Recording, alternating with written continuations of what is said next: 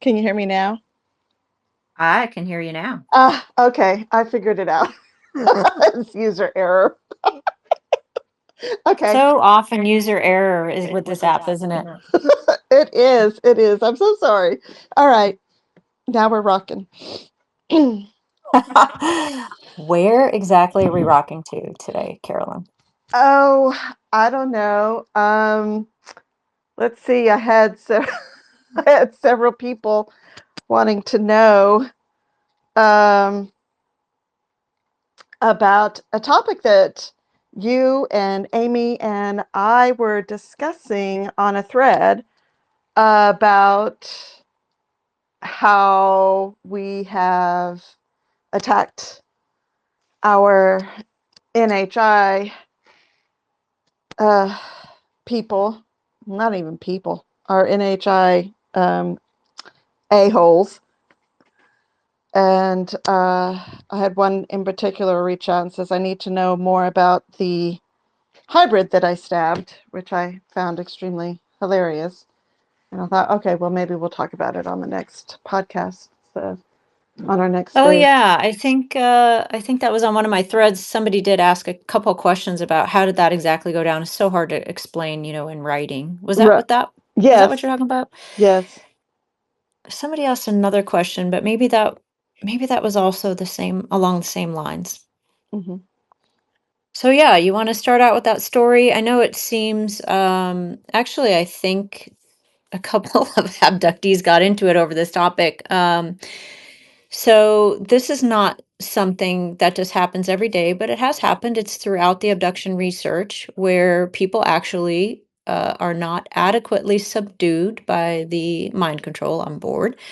And some people, when they wake up, like myself, like Carolyn, tend to fight back when that mind control is not at 100%. And it's happened to me. I've done it at least once I can think of. I'd have to think back and see if it's happened more than once. But at least once that I can think of. And Carolyn's had it happen to her. Um, and it really just all depends on how much they've let you come up out of the out. It almost feels like being under anesthesia. But it's not anesthesia, it's just telepathic mind control. So, yeah, it happens. I know it sounds outrageous, but it is noted throughout the abduction research. You could see the post I made from David Jacobs that it's happened multiple times. These things are not omnipotent, they do make mistakes. Now, don't get me wrong, when they make mistakes and we're able to fight back, it doesn't last long. I got into a wrestling match in a hallway with a nurse trying to stab me with a needle. And it didn't last long, but I fought back while I could, and then I just kind of black out at the end of that experience. So I don't know what happened, but they just retake the mind control, and then you turn back into a zombie, and there's that. So, Carolyn, if you want to talk about your experience, go for it. Sure. And so this happened last summer.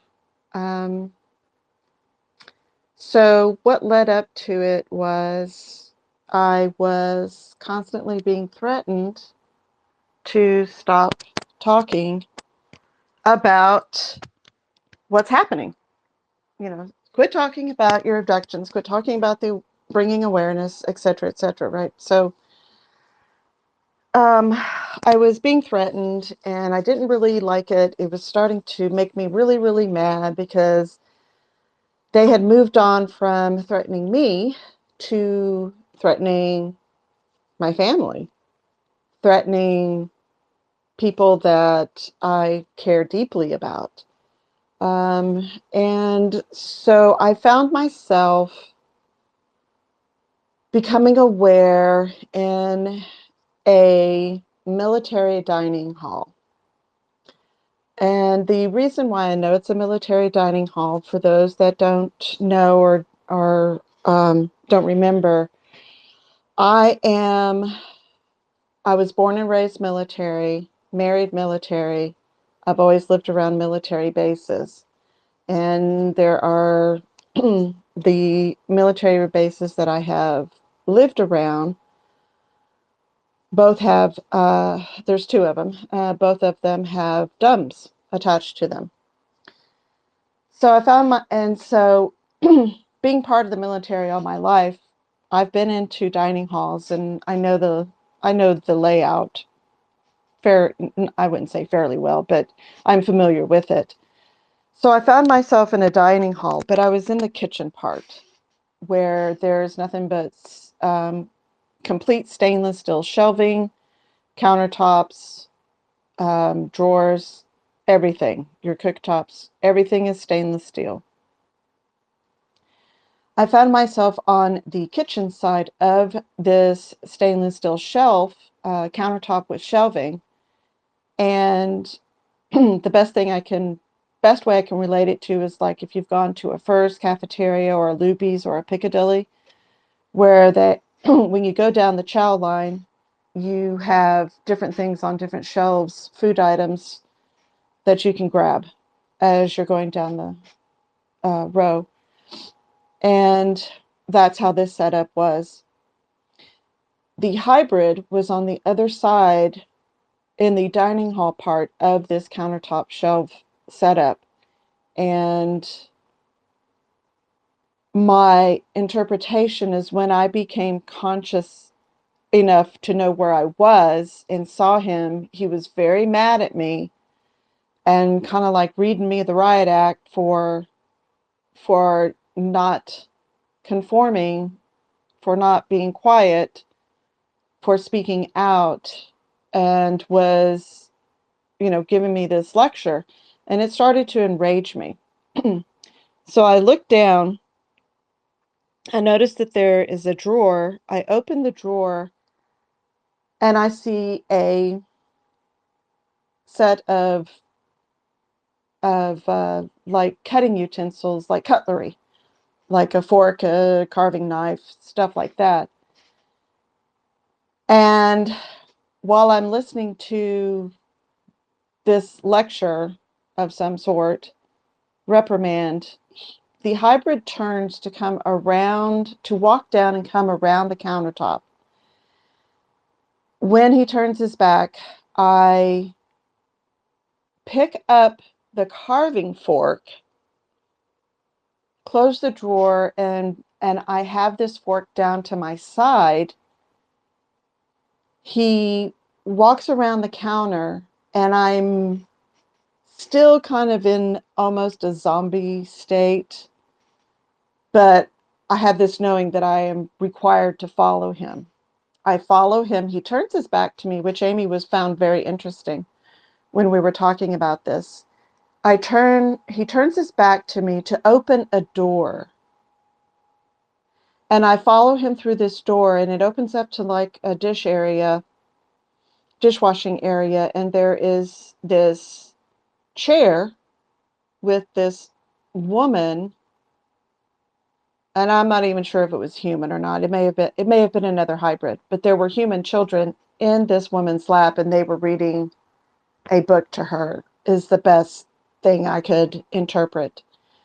He walks around them and he kind of just telepathically tells me, I'm going to harm these kids. One of them is your grandchild. I'm going to harm them if you don't shut up. Which then further enraged me so much because he already knew that I was mad, but it enraged me so much that when he turned his back to open the next door for us to go through, I lunged towards him with that fork, and he turns around just in time to see me lunge. And then that's the last thing I remember. And in talking to Amy about this face to face, she is pretty certain that I stabbed him before he could gain control over me, which which makes more sense because I often wonder, it's like, okay, did I or did I not? I feel certain that I did, and in talking to her, she feels certain she did too. And funny enough is I have not seen him since then, so I don't know if he was removed as my handler, or he was just removed, or just what, or he just um, stays in the background. I don't know what happened, but but that was my story, and I take great pride in telling that story and giving the old "fu" to them. So that's my story.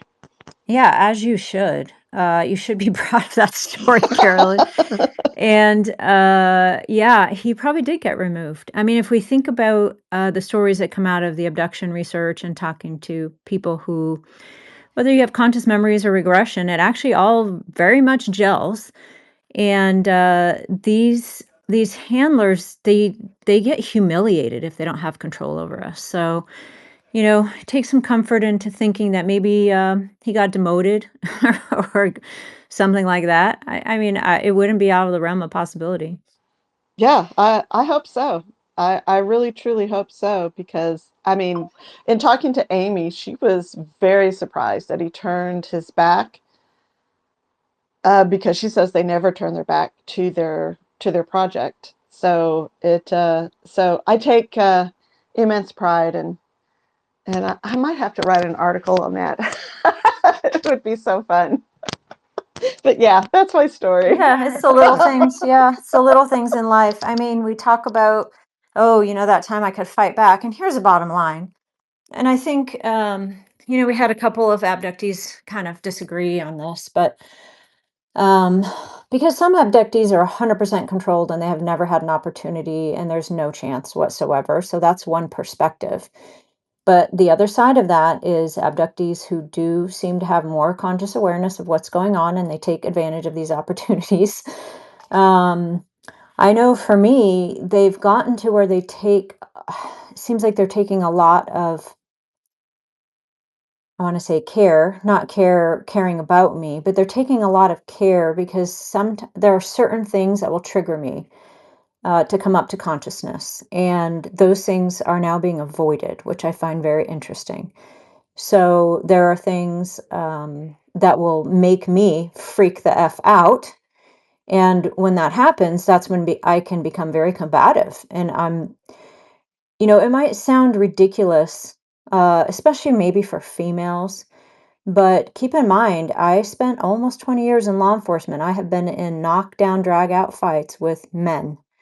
Now, I'm not here to tell you that men are as strong as women or, anything like that. That would be ludicrous. But I have been in those positions in my life, just in my career. It's happened many times. So some of us do fight. These things are not completely, they're not omnipotent. They don't have as much power. I shouldn't say it that way. They have a lot of power, you guys. They have a lot of power. They have a lot of psychic power, but they make mistakes, and it's not like we can't overcome it at times. Now, don't get me wrong. Were you knocked out, Carolyn? What did you say after that? Because when I got into that wrestling match, and I think it was probably a hybrid female nurse who I was um, fighting with. So I think the hybrids don't have as much control as the grays. They don't have as much psychic control over us as the grays. But what happened after that? Do you remember anything after you stabbed it with the fork? I'd have to go back and look at my entry, but as far as I can recall right off the top of my head, after I was blacked out, I think I woke up in bed. I'd have to go back and look, but I'm pretty sure I just woke up in bed after that, and going with WTF, right? So, but yeah, it's funny you mentioned the nurse, because it just when you said that, I had another encounter. It wasn't a knockdown drag out. It wasn't a knockdown drag out, but I kind of told her she was full of shit. She didn't like that, I think. So that one was not an altercation, but she tried to, and you know how. Oh my God. If y'all are if y'all are familiar with American Dad and Roger the Alien, and the episode where he dressed up as a nurse, this nurse looked almost similar to that, but not as pronounced in alien form. And she tried to hand me this vaccine card to say that I'm allergy free because I'm highly allergic to wasps and other things. And she tried to pull the wool over my eyes and tell me, carry this vaccine card because as long as you carry it, you'll be allergy free. And I just looked at her and said, you're so full of shit. That's not how this works. And she didn't like it. And that's the last thing I knew. I blacked out. So, um, yeah, I'm sorry. That one just popped into my head and I had to tell it. It's just so funny. I mean, it's not funny, but you know what I'm saying. It's just so comical how dumb they can be. Yeah, it's not funny, but I hear you. And sometimes we have to laugh. We laugh a lot in our little abductee group where we tell these stories. There's a lot of laughing. Sometimes that's our only option, right? So, what else is new, Carolyn? You're waiting for your MUPAS device, is that right? Yes, I signed the paperwork a few days ago, and now I'm just waiting for it to get the notice that it has been shipped. So so I think there's like been a little lag from the time that I filled out the question, not the questionnaire, but the application and for the study. And it was like almost 4 weeks later that I got the questionnaire, filled out the questionnaire, sent it back, and another almost 3 weeks transpired before I got the contract. So I've signed the contract, and that was later last week, like Wednesday, Thursday last week. So maybe by May 1st, I'll have the the watch. So yeah, so I'm eagerly waiting for that. And I am eagerly awaiting my third watch. If anybody's Oh been yeah. keeping up with the saga of my MUPAS story, Carolyn, I'm kind of starting to feel the way I felt when I was trying to get regression. So I was trying to get regression. I started in December of 2022, and by I don't even know, March, April of 2023, I had at least 15, and I swear it was 20 or more appointments scheduled to have regression. And for a variety of different reasons, always something weird came up and it never happened. So I've never had a regression when it comes to my memories of abductions. I'm kind of starting to feel that way. I mean, I'm not ready yet to say that there's something odd happening, but I am on my third watch. And hopefully, I think I was supposed to get it Saturday, but hopefully it'll be here today. I'm still sticking with it. So I have the device, and we might as well talk about it because this is gonna happen to you. So when I very first got the watch, and I won't just keep telling this story over and over, but I had met up with Amy. We should talk about your meeting with Amy too. I had met up with Amy that week, shortly after I got the watch. I had some wild stuff happening. I actually got a scratch that was so deep, I can still see it right now, and it's been maybe 7 weeks. I'd have to look at the calendar to see how long it's been, but I got a scratch so deep from gosh, I'd have to look at my journal.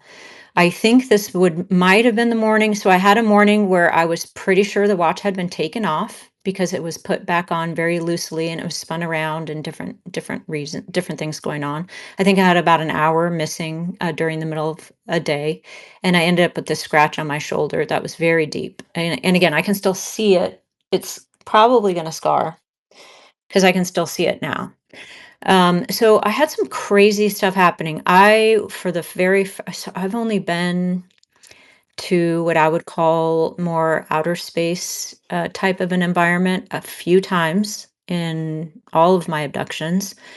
That also happened that week. So I had some pretty wild stuff happening during that week that I got the watch.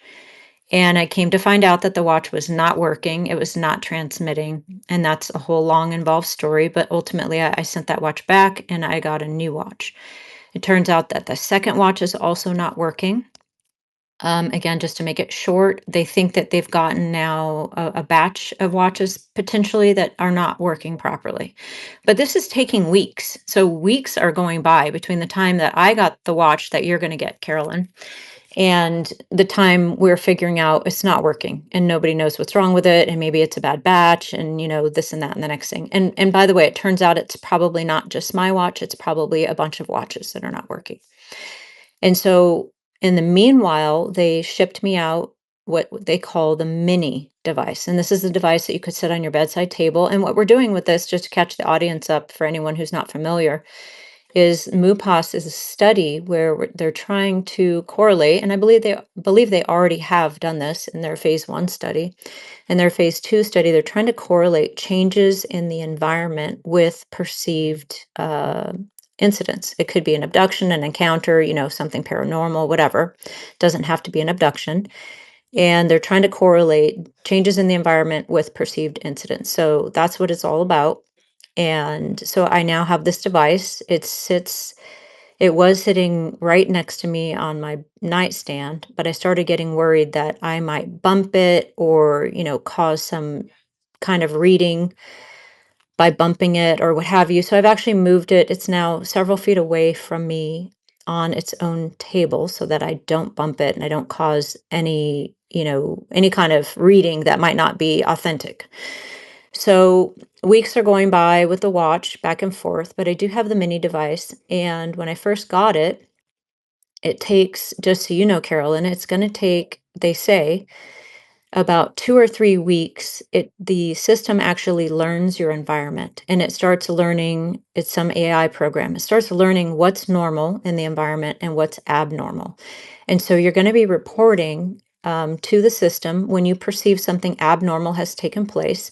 And it takes those perceptions and matches it up with the normal environment. It's trying to, it comes up with some algorithm where it can actually predict or alert you to changes in the environment that correlate with our experiences.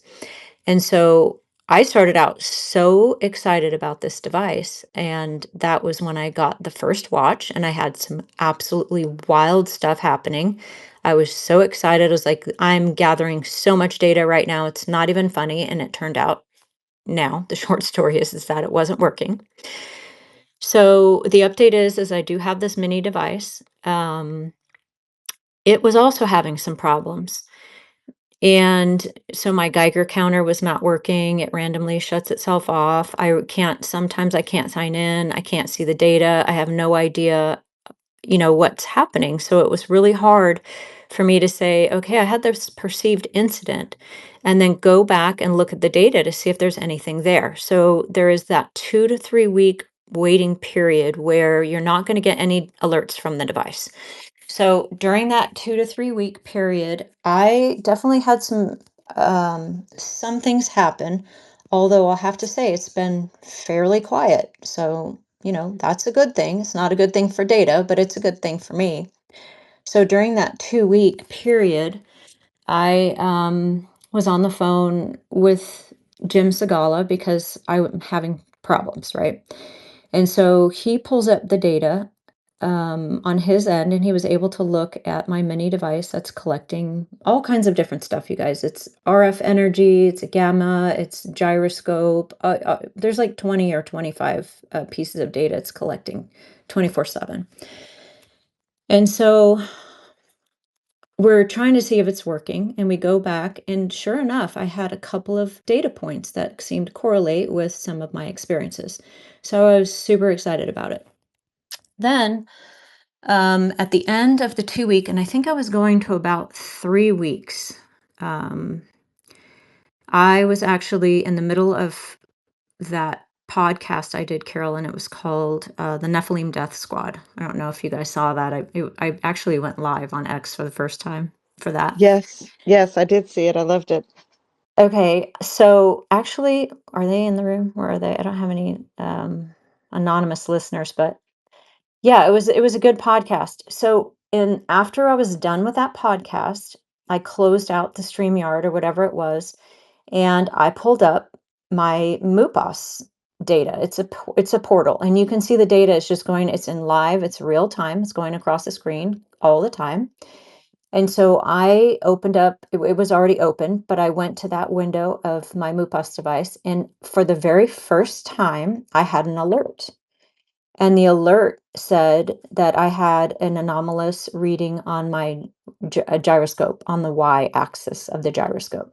I was so excited. I don't even know. I might have jumped up and down. I might have screamed, might have done some jumping jacks. I'm not sure. But I was so stoked to get this alert because here we now have an alert. And it was while I was doing a podcast about the phenomenon. So those two things could correlate. I thought, okay, wow, this is super exciting. So I went over to the screen, and you'll understand, Carolyn, so much better what I'm blabbing about right now once you get your device and you can see what I'm talking about. So there's a screen for real time, and then there's a screen that collects, it's about a week right now of data that you can look at and kind of go back and, see if there's any anomalies in the data. So I saw the real time, I saw the alert, and I was so stoked. I went back to the historical so I could see, well, when did this pop up? Like it seemed to be right in the middle of this podcast I was doing. And I just wanted to see what it looked like. So I leave the screen and I don't really see anything. I mean, I don't know what I'm looking at, to be truthful. But at the same time, I was able to see a couple of incidents on the gyroscope and one on the infrasound that correlated with some of my stuff that had happened in that last few weeks. So I was tried. I didn't see anything. And so I came back to the screen that shows the alert, and the alert was gone. So at first I thought, okay, that's not a big deal because I know if I click that box, it's going to show me everything historical, every alert, historically speaking. So every alert that the device puts out should be still there. So I go there, and the alert's gone. And I can't see it at all now at all. And so now I'm going, what in the world is happening with this stuff? And by the way, I'm messaging Barbara and Jim periodically. We're in touch a couple times a week at this point. We've had several phone calls, a couple of Zooms. They are phenomenal people. I can't say, anything negative about them whatsoever. They're so they're just very involved in the project. They're very available. They are just very good, kind people, as near as I can tell. So I now have a message out to them saying, okay, what happened to this alert? It's now gone. I can't see it anymore. Now, Carolyn, I sent you a picture of it. Thank goodness I was able to get a picture of the alert, but the alert is now gone and it's not where it belongs. And so, and there have been times where I can't sign in. I can't see the data just disappears. Now, I'm not saying it's gone. Maybe it's being stored somewhere. I don't know. But it's definitely been a whirlwind and a roller coaster ride. I did start out super excited about it. I'm now kind of going, okay, if my alerts are disappearing, which they should not be doing, then I can't have any confidence that it's going to alert me to anything, and I can't have any confidence that it's working. Does that make sense? I know I've been blabbing for a minute, but I was so excited about this thing. I don't even know what to say at this point. So we've talked before, Carolyn, like all we do is get attacked by people who say, "Where's your data? Where's your proof? Where's your evidence?" I have now given up my full name and address to, and this has nothing to do with Barbara or Jim. They are saying that they're abiding by HIPAA. I mean, they're being very strict on their data. But let's face it, the data's out there somewhere in the ethers to be grabbed. Um, and I think some of us, it's not just me, it's Carolyn and a couple other people I'm aware of, are trying our best to get the proof, and maybe not proof, but evidence that shows that there's something anomalous happening in our environment that correlates with our experiences. I started out being super excited about it and I just want to tell everybody, just shut your mouth because we are trying. We're not just, making claims that can't be backed up. And now here I am. It's been maybe 6 weeks total, at least 4 weeks, maybe 6 weeks total. And I'm kind of losing confidence in the project, to be honest. But go ahead and jump in, Carolyn. Yeah, no, I understand uh, the losing confidence part. I really do understand that. Um, you know, I, uh, I also understand the point being made that you, me, and several others are trying to get some tangible evidence for people. And where that part rubs me the wrong way is where people want to come at this from a scientific point of view, which I totally understand and agree with to a point. But and this is a scientific way to do it. Um, you know, part of me says, well, it's NHI interfering, but part of me also says, well, it probably is a defect somewhere, either in the programming or in the manufacturing or something like that. So it's not infallible. Um, it's open to interpretation and everything. But I always go back to the point of, and I was explaining this to a actual UFO documentarian in my MUFON group. Her name is Sharon Comorn. And I was telling her that, we as abductees are trying to, gather this evidence, and it's very difficult. But a lot of people don't want to take into account that, and I credit Ulrich for saying this to me. They don't take into account the fact that the lack of evidence is actual evidence in and by itself. And I know that's a very hard concept to grasp, but I am a true believer in that. I can't tell you how many glitches that I have had on my camera. My old camera, I got 2 new cameras. On my camera, that where it just, everything is fine up until this point, and then there's this glitch, and it kind of correlates to something happening. Plus, I've got my cameras at work that, oh, well, it could be a door malfunction or it can be a camera malfunction. Yeah, sure. You know what? Absolutely. Could be explainable. But when my one camera catches everything, but the other cameras that are shining directly on this door doesn't capture it, you know, there's my evidence right there. Again, it could be easily explained away, sure, but it's that lack of evidence that is evidence for me. But people aren't going to see that, and we just have to work the kinks out with this MUPAS, and God bless the Sagalas. I'm looking forward to whatever, whatever idiosyncrasies that may come my way, because I think the more we go at it, the at some point one of us is going to capture something. That's my take. And you're right. So, and God bless the Sagalas and anyone else who is trying to do science, right? I mean, there are people out there trying. And so I'm very grateful that they're trying. And yeah, here I am. I mean, I'm participating. I'm going to try to be patient. I'm going to hope the kinks get worked out. Right now, because I have gotten an alert that has actually since disappeared, it's not where it belongs in the portal data.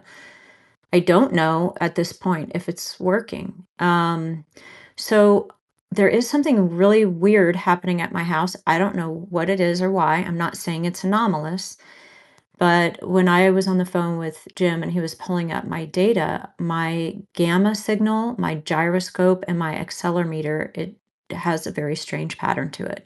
And he did say in all of his years and all of his years of looking at the data and all of the thousands of data points he's looked at, he's never seen anything like it. It's just a really weird pattern that goes, it all goes together and it goes up and it goes down in this wave kind of pattern. Actually, where's Science Bob? I'd love to send Science Bob maybe a picture to see if he could have a look at it. And he says he's never seen anything like it. So, okay, well, that's okay. So, what could be causing that? I've gone through my mind, and I think Tom Montauk has helped me out with trying to figure out what could be causing that pattern. It might not even be anomalous. Just because Jim hasn't seen it before doesn't mean there's something weird causing it. It might just be, my area, might be where I'm at. I don't know. So I am very grateful to them. I'm super grateful to have this device. It's sitting in my house 24/7. It's kind of like I told UFO Shane the other day. It's kind of like having Steve Mera or Barry Fitzgerald right here in my bedroom, trying to gather this data. So I'm still being patient. I have the watch. I should have had that third watch on Saturday. We'll see if it shows up today. But in the meanwhile, yeah, we'll see what happens. So here's how I figure it, Carolyn. In their first, I think in the first phase, they did get data. They were able to document anomalous data. And if they can do it, I can do it. And so right now, I went from being super excited, like I can't wait to get this watch on and get everything going and get everything, dialed in and get it started to, okay, I got to be in this for the long haul. Like I just have to be patient. I just have to wait it out. We just have to wait out the glitches or, whatever might be happening and just be in it for the long haul. And the truth is I have gotten at least two uh, data points that correlate it. One of them, I woke up with bruises in the morning. It was a Sunday morning, I think. And Jim helped me go back. This is before the alerts started coming in. So the alerts take 2 to 3 weeks to start coming in. But we were able to go back and look at the data. And since he knows what he's looking at, he said, okay, there's data right there. And it correlated with me having bruises the next morning. So I am still excited about it, but I've gone from being super stoked to, okay, this is a long haul. We just got to wait it out. And what this requires is people like Jim and Barbara, to do the science, but it also requires people like me and you, Carolyn, to participate. So here we are participating. I'm going to be patient. I'm just going to see how it goes. If anyone is interested, just send me a DM or send Carolyn a DM. We can hook you up with getting started on it. Right now, they're doing the devices for free. So you have nothing to lose other than giving up your information. I know a lot of people on here try to be anonymous. I try myself to be anonymous here because we all know how toxic this place can get. So you do have to be willing to give up your information. I will say, in the very same breath, if Mama Linda were listening, she would say, do not give up your information to anyone, any of these ufologists. Don't do it. I will throw out there that Jim works very closely with Hal Puthoff. So again, I'm not attacking his character whatsoever. Don't soundbite me. Jim and Barbara are phenomenal, kind people, and I'm very grateful that they're putting themselves out there, trying to get this data. Casey, welcome to the space. Thanks for being patient and listen to me blab. What's happening? Hey, yeah, it's really good to hear you guys. You too, Hiker Gal, and I like to keep up with you guys because those of you who know, I'm on the flip side of 29 years of providing free support to survivors of sexual trauma that correlates heavily to ritual abuse, child sexual abuse, organized abuse, and mind control. So my mom was a mind control subject. So yeah, military bases, at universities, Stanford Research Institute, I think we're all in the same boat.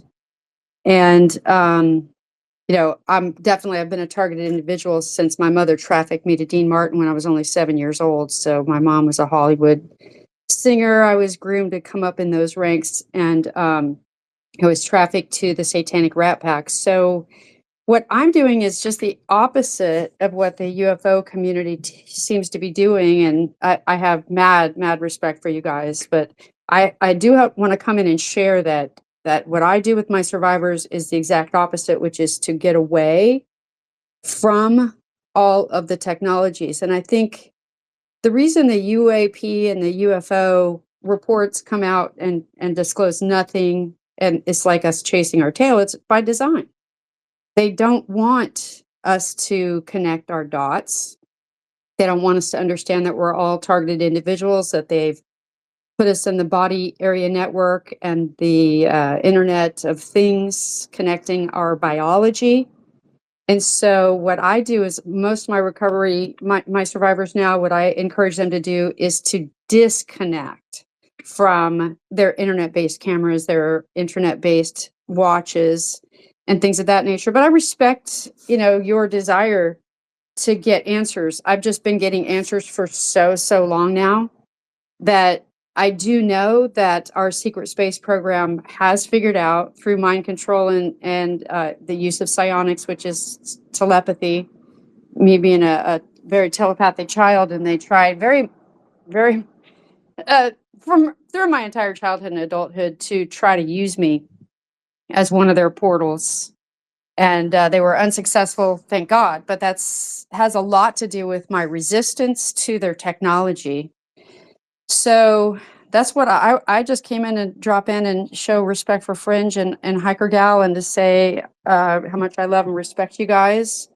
But to also say that, you might consider that I've been doing this for so long now that I don't want answers. What I want is to be completely and totally disconnected from the Luciferian Brotherhood, secret space program, hybridization, breeding, captivation, bringing us into the New World Order protocol.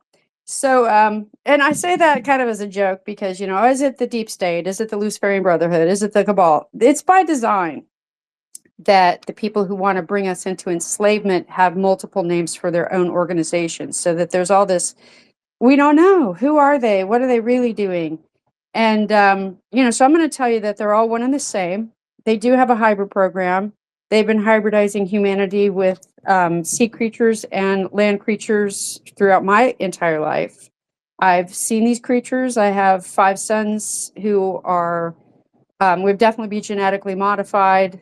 My 5 sons and I have this rare form of muscular dystrophy that happens to be named after my last name, and my mom was subjected to genetic modification while working for the mafia in Hollywood in 1961. I was born in 1964. So I've done my research. I've proven everything I need to prove to myself. So that's what I come in here to say, that you guys are not imagining anything.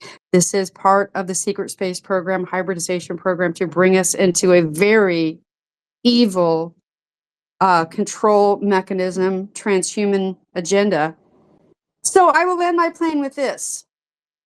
As much as you want to know those details, know that those details are of the most evil and the most treacherous conceptualizations that you can ever wrap your minds around.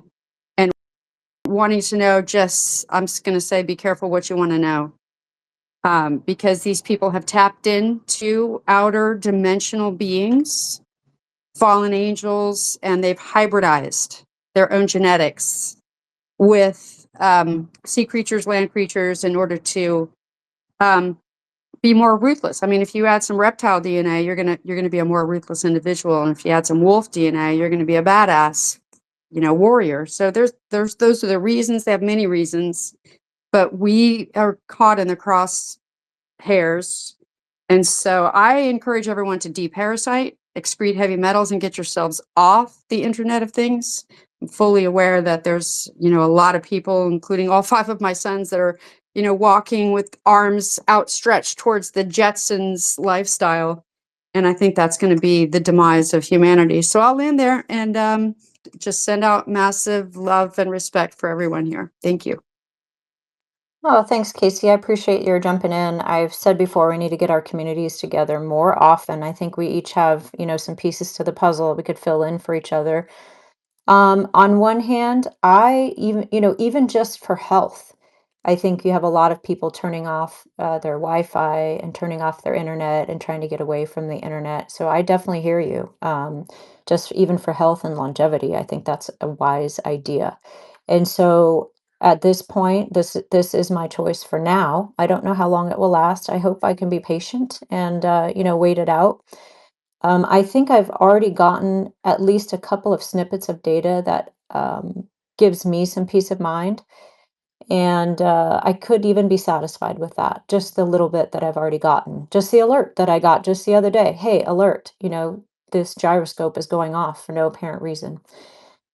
So I think it's just a choice for now, but I definitely hear you. I hear you. And I think I can't disagree with a single thing you just said. Carolyn, you want to jump in? Yes, I think you're right. There are more and more people who are disconnecting, and to that point, I bought cameras. Now, the old camera that I have, it was good to experiment with, but I bought two more, but I bought two better cameras. Only because I didn't want Fringe to keep asking me, "Where's your cameras? Where's your cameras?" Um, and these cameras, while they can upload to the cloud via Wi-Fi, um, I'm not going to have them connected to Wi-Fi. I'm not going to have them connected to the internet. They're self-charging. They're battery powered. Let me put it that way. And they have their own SD cards. So, is it a little bit more time consuming to take the card out and go look at it? Yep, sure is. Is it more convenient to just upload it to the cloud? Yep, sure is. However, I don't want anybody messing with the cloud. If they're gonna, if the NHI or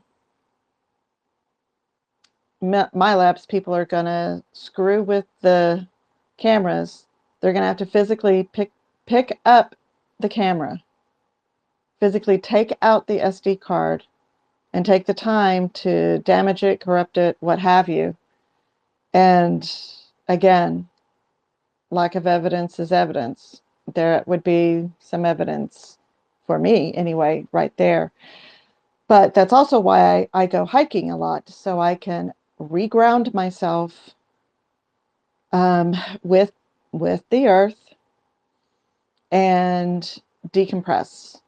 It's extremely important for me to do that, and I find it would be beneficial for everybody to do something to just disconnect, get away for a little bit, recharge, and come back.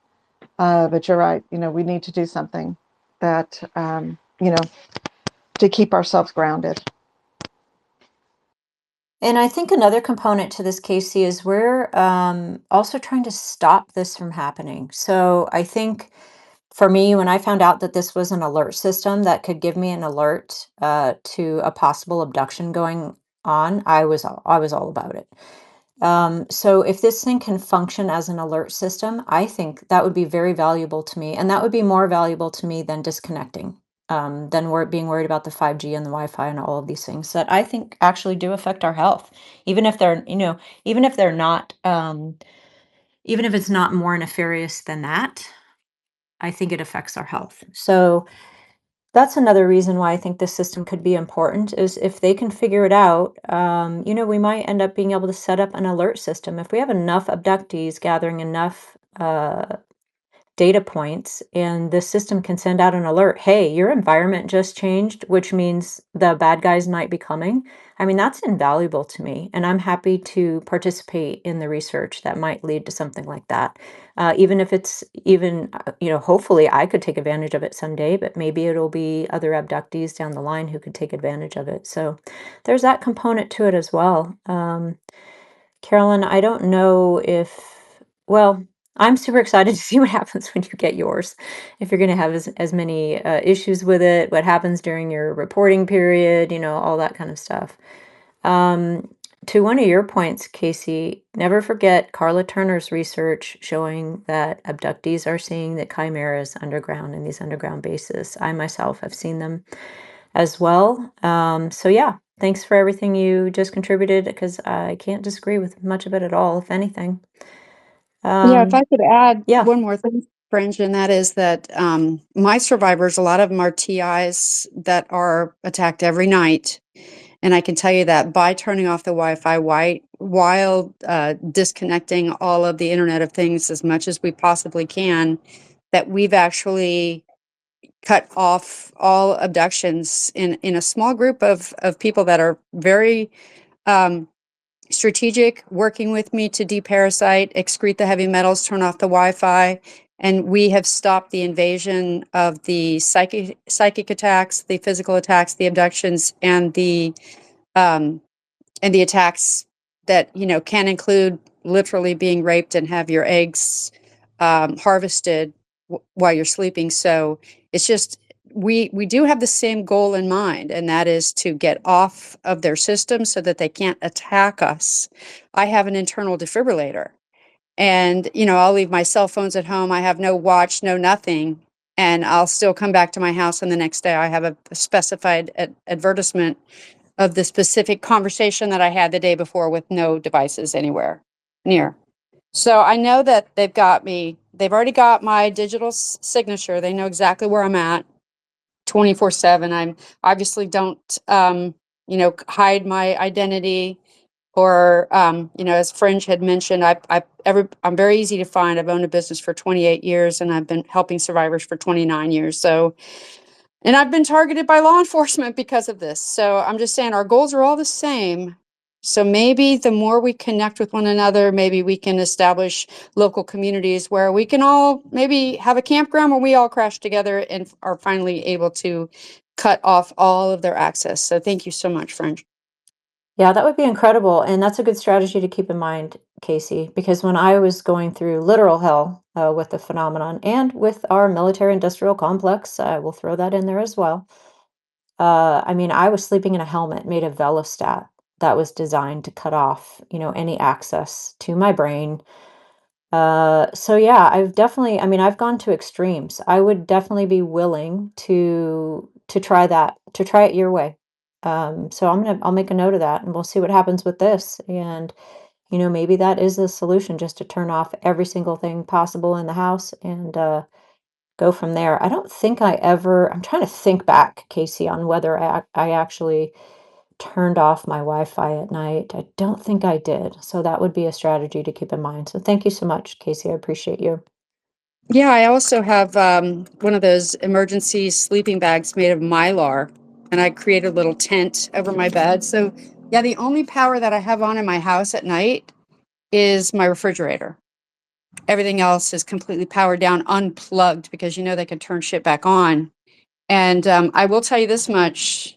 Every once in a while, I have to turn a fan on in the middle of the night. And I've noticed that the tinnitus that I had for many, many years being under attack comes back when I have to turn the fan on, and then it goes away when I turn it off. So they have so over metalized us, those of us who are targeted in particular, that we're shining like lights in the sky.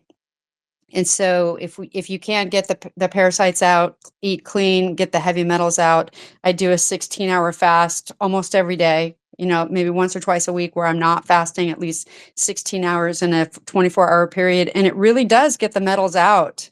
So yeah, I'm here and I've got a lot of people that are interested. I'm so throttled on this platform, but I'm seriously considering setting up a group conversation on a Tuesday night if we can hold a space without being shut down, specifically for unplugging, detoxing, and supporting one another. So yeah, I'm here. I love that, Casey. Thank you so much. Jump in whenever you have something to, whenever we're up here just blabbing right now. So feel free to just jump in whenever you want. Carolyn, speaking of technology, I think, let's see who's in the space. Oh, for sure, UFO Shane right now is salivating, waiting for Skywatcher to drop its next video. So, speaking of using technology to try to prove the phenomenon being real, we have Skywatcher. It's going to be coming out at, I think it's 4 p.m. Pacific, my time.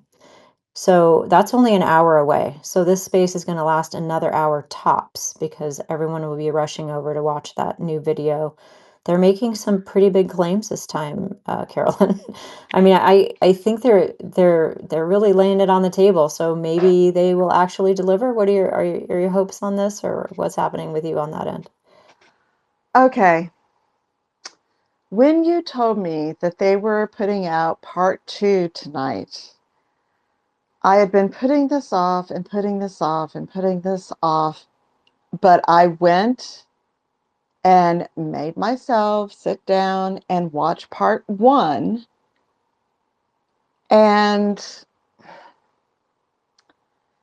it was only 30 minutes, granted, but when you're not wanting to watch something or read something or whatever, you make yourself have to do that. So I begrudgingly sat down this afternoon, went and watched this 30-minute segment, and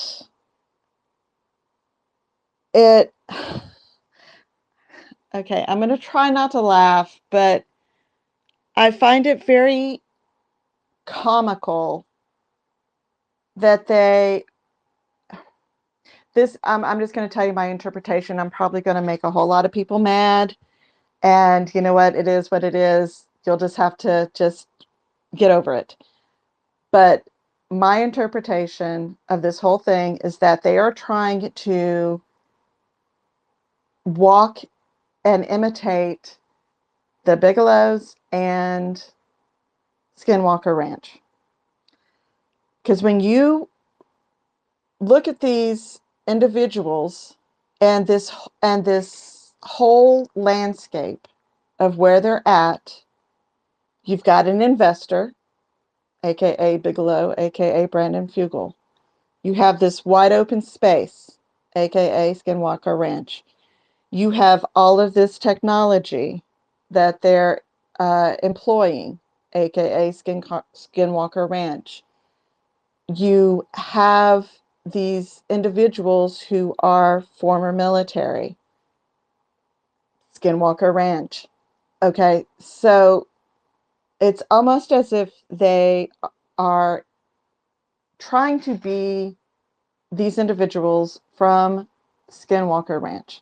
Nothing against Dr. Gary Nolan by any stretch of the imagination, nothing against these people. I understand what they're trying to accomplish. I just don't think they should be doing that, number one. And it's, to me, it's kind of some outrageous claims. But here again, I don't know what they're going to drop. But my timeline today has been filled with this excitement and almost ad nauseum. So I'm not on board with what they're doing. I'd rather go watch You're Skinwalker not on Ranch. board.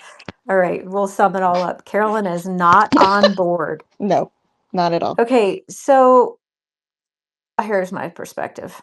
Number one, I appreciate disclosure wherever it's coming from. I don't care where it comes from. I don't care if it comes from Greer or Elizondo or these Skywatcher people or whatever. I don't care.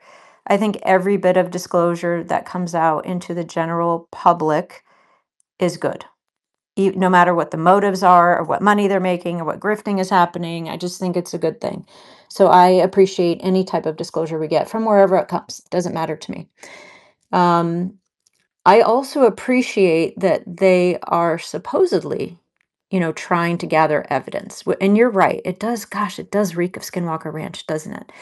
But I have hope. I have hope. When I first saw that first segment, I was not impressed at all, with whatever it was they got on video. We know, though, that the phenomenon is notoriously difficult to capture, at least, for the layperson. So maybe they have some really good equipment and they're going to be able to do it. So I'm hopeful that, because gosh, it seemed to me, maybe I didn't get it right, but it seemed to me like they were putting out some pretty big claims in the last couple of days.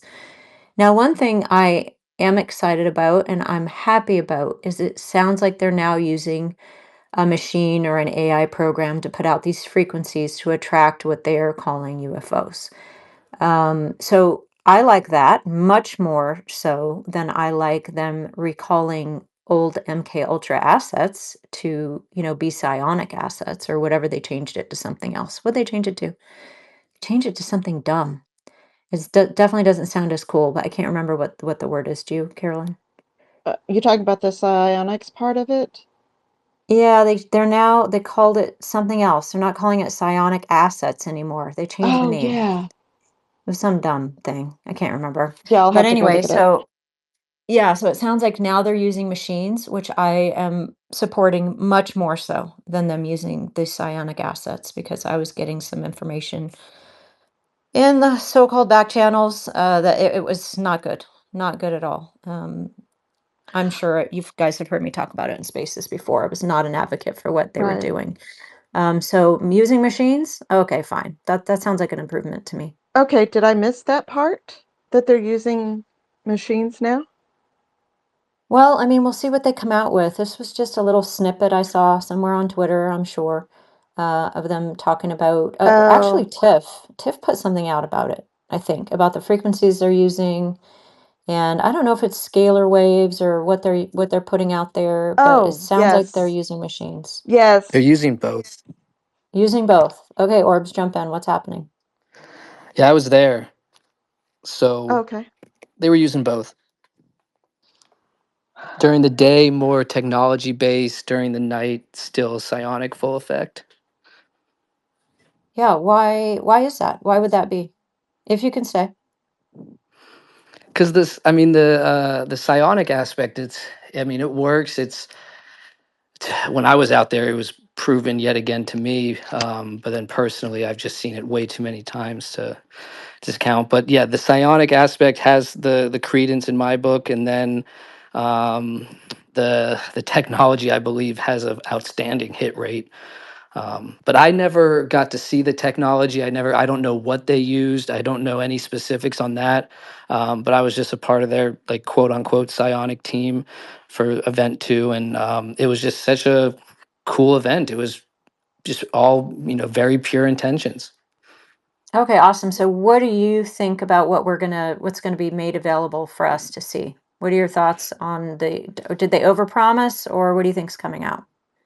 I think it'll be decent. I think they probably will keep stuff in the tank for later. I know that they eventually want everything out there. They're not going to hide some extremely solid stuff forever. They may hide it for an extended period of time, but everything will come out. But I think it's going to be. I believe it'll be better than episode one. Um, Episode two is really all about the data collection side, so I'm not sure. I don't believe I'll actually even really be in it, besides maybe some background shots, because they're not focusing too much on the psionic side for this one. They're going to really go into the technology of what they have and that side of things So more about the machines. for sure. Okay, now why would they be using machines during the day and then the psionic assets at night? Because there was a certain consistent schedule that they were able to find where at a certain time, when everything was, all the variables were lined up, I guess on their side, they were getting, really positive results. Um, so they had their kind of like set time frames of what would work during the day, and then at night, they had the psionic thing go into effect. I guess just to maybe see both at work, and then also they just had that consistency um, with timing and everything for the machine side. And now Orbs, were you working in a team? Were you guys working individually? And I'm also wondering, do you have your own protocols or are they trying to give you a protocol? Oh no, I had my own protocols. We all did our own thing, but we did it all together, like in either a semicircle or circle, and so they were group, meditations, but each, doing their individual practices. I wanted to do more individualized, but I was just going with the flow of whatever they were doing. Um, but I just get my best results, I think, by myself at my certain times. Like it was funny. One guy his time frame was like 3 a.m. to 50 a.m. and he called it right on the dot. It was incredible. He was like, "Look out at that direction at this time, and we're gonna probably see something." And then, lo and behold, we saw something insane. Um, yeah, Mike is a beast. He's the Jedi. And do you think we're going to be able to see that tonight, or do you not know I exactly what's going hope to be put so. out?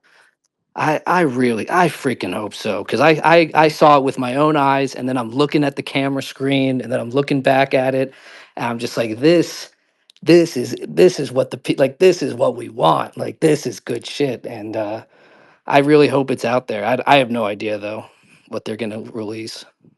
Okay, and then was anyone forming a connection with the craft? Because I'm going to comment on the issues that have happened with Mr. Bledsoe. This is nothing against Bledsoe as a person, but there have been times where Bledsoe has claimed, to have connection with something that turned out to be Starlink, which, leaves a bad taste in most people's mouths when they're trying, you're out there, Orbs, trying to validate and trying to get evidence. You're trying to get data, right? Just like me and Carolyn are, Mm. which I appreciate. So was there any of that going on? Did you guys get any connections to the craft, or was there any certainty as to whether it was truly NHI or whether you guys could be getting red teamed? We have this craft as well. Any of those questions would be amazing if you could answer. There was a few guys who claimed that they could form a conscious connection to a craft, and they said they could ping it like where it was, and they would say at a certain time like it's coming in from this direction. I can see it in my mind, and they were very adamant about it. As for their credibility, it sometimes came into question from my mind, but then sometimes I feel like they were actually connecting to something. But just from my personal, I've only been doing this for about 6 months at this point, and I cannot get any type of like. I think it's very bizarre to. It just takes a lot of trust to believe that someone could really connect with their consciousness, like to the inside of one of these things. Because to me, I don't feel like how that's even possible. I think you can, you can kind of put out a signal, with your mind. You can sort of just put out the intention, you can call for it and they'll come. But it's like if you're fishing, you're not going to get into the mind of a fish. You're not going to you're not going to get your mind connected to one of these things and control it. I just don't buy that. And I see orbs all the time, and I call for them and they come. So there's that aspect, but to take it to that next level, no, I actually I'm just now kind of realizing like I don't necessarily believe a human being's mind can get that type of access. I could be completely wrong, but it's so far out there to think that. Well, I agree with you, Orbs. So it's not that they can't get that kind of access, but that access would have to be permitted. I don't Yeah, see that it's possible that we are taking over the craft without permission. I find that a little bit interesting, to say the least. Now, I agree. did you think these were manned craft? Did they seem like drones that are actually alive? Some of these craft have some sentience to them. Did they seem manned or unmanned? Anything you can comment along those lines? To me, it feels like a lot of these orbs are ET drones. And if they're reverse engineered man made, then it is really, what we don't want to believe, where they have made advances beyond our wildest imagination. And if that's true, that kind of sucks because it takes all the magic out of it, in my opinion. Because to me, it feels like, and I actually have captured two beings, legit grays on video, which I then screenshotted and posted. So like I've seen the grays on my videos by a fire orb in my backyard. So like I know a lot of this is, and it's there for anyone to see. And I know for a fact a lot of this is ET, unless you go crazy enough to where those grays were made by humans, and that would just be fucking absurd. But Well, it no, would I it would think be about, wild, right? It would be wild. I wouldn't say yeah, absurd, but I hear you. It would be wild. but I feel a lot of it is extraterrestrial or interdimensional. I can't imagine it's man-made, and if it is, that it's fucking scary. Yeah, I think it is scary, and I think at least some of it is man-made. Now you were out there. I'm definitely not going to say, oh well, I was out there. I know it's man-made. But what I can say is I'm confident that we have the technology. Ugh. What's responding to you guys is fascinating to me. Whether it's ours or theirs, is very interesting to me. Is there anything else you can share? I mean, do they have what kind of fail safes do they have out there for the assets? What kind of care are they taking with you guys? If you can comment on that. Sorry, there's a alarm going off outside or something. Oh, it's just a truck backing up. What was the question again? Yeah, how are they taking care of you guys? Are they taking care of you guys? Are they concerned about your well-being? Are they, Oh, for doing any sure. mental health stuff? Do they have a doctor? What's happening there? Yeah, they have neuroscientists there, asking, survey questions, but also just questions about what you're feeling, like how's everything. And they definitely, they enlightened me that there is a dark side to this, and that it's not all good. But I just kept on having kind of the attitude of like, good or bad, fuck it, bring them all in. Like, let's bring them all in, which is definitely not smart and a little bit reckless. But uh, yeah, no, they were very cautionary for all of us, like, and just especially for like, I'm just a civilian. I'm not a military vet, and that goes, that should go a long ways with a lot of people where they're not keeping themselves closed to just elite military veterans. They were open enough to have a very random civilian who they vetted and saw the evidence and heard about everything, and they were able to trust me to go out there and yeah and be a part of it. So they're extremely genuine and very good people. Like I can, I did not get an inkling of negative intentions or vibe once. It was just like it's like wow, these guys they just get it. Okay, Are you an oh, sorry, go ahead, Carolyn. I'm sorry. Are you an abductee or just an experiencer? I think there's been a few weird dreams. There's been a few very weird dreams. Hmm. So I don't even want to really go there because I Yeah, no, I can't get it. remember. I can't remember. And there's been a few dreams where I'm staring, like I'm in this classroom and I'm staring at this wall and I'm saying to myself, remember, remember, remember, remember, remember. And then I wake up and I can't really remember. And there was one dream where there was a thing outside of my door. I'm then walked outside, and I then am now like I was like transported to this room where I'm sitting in this chair and I'm looking up, and there's these two. It's weird how the memory works, but I can just get these blurry human faces, and I'm saying, "What? Why am I here? What are you doing?" And they just responded saying, "We have to fix this device to make you feel better." And then I woke up. So I've had really weird dreams, but my gut says no, I haven't been abducted. But then there's also been the dreams where it's like maybe Yeah, no. maybe a handful. Yeah, no, fair point. Fair point. I understand.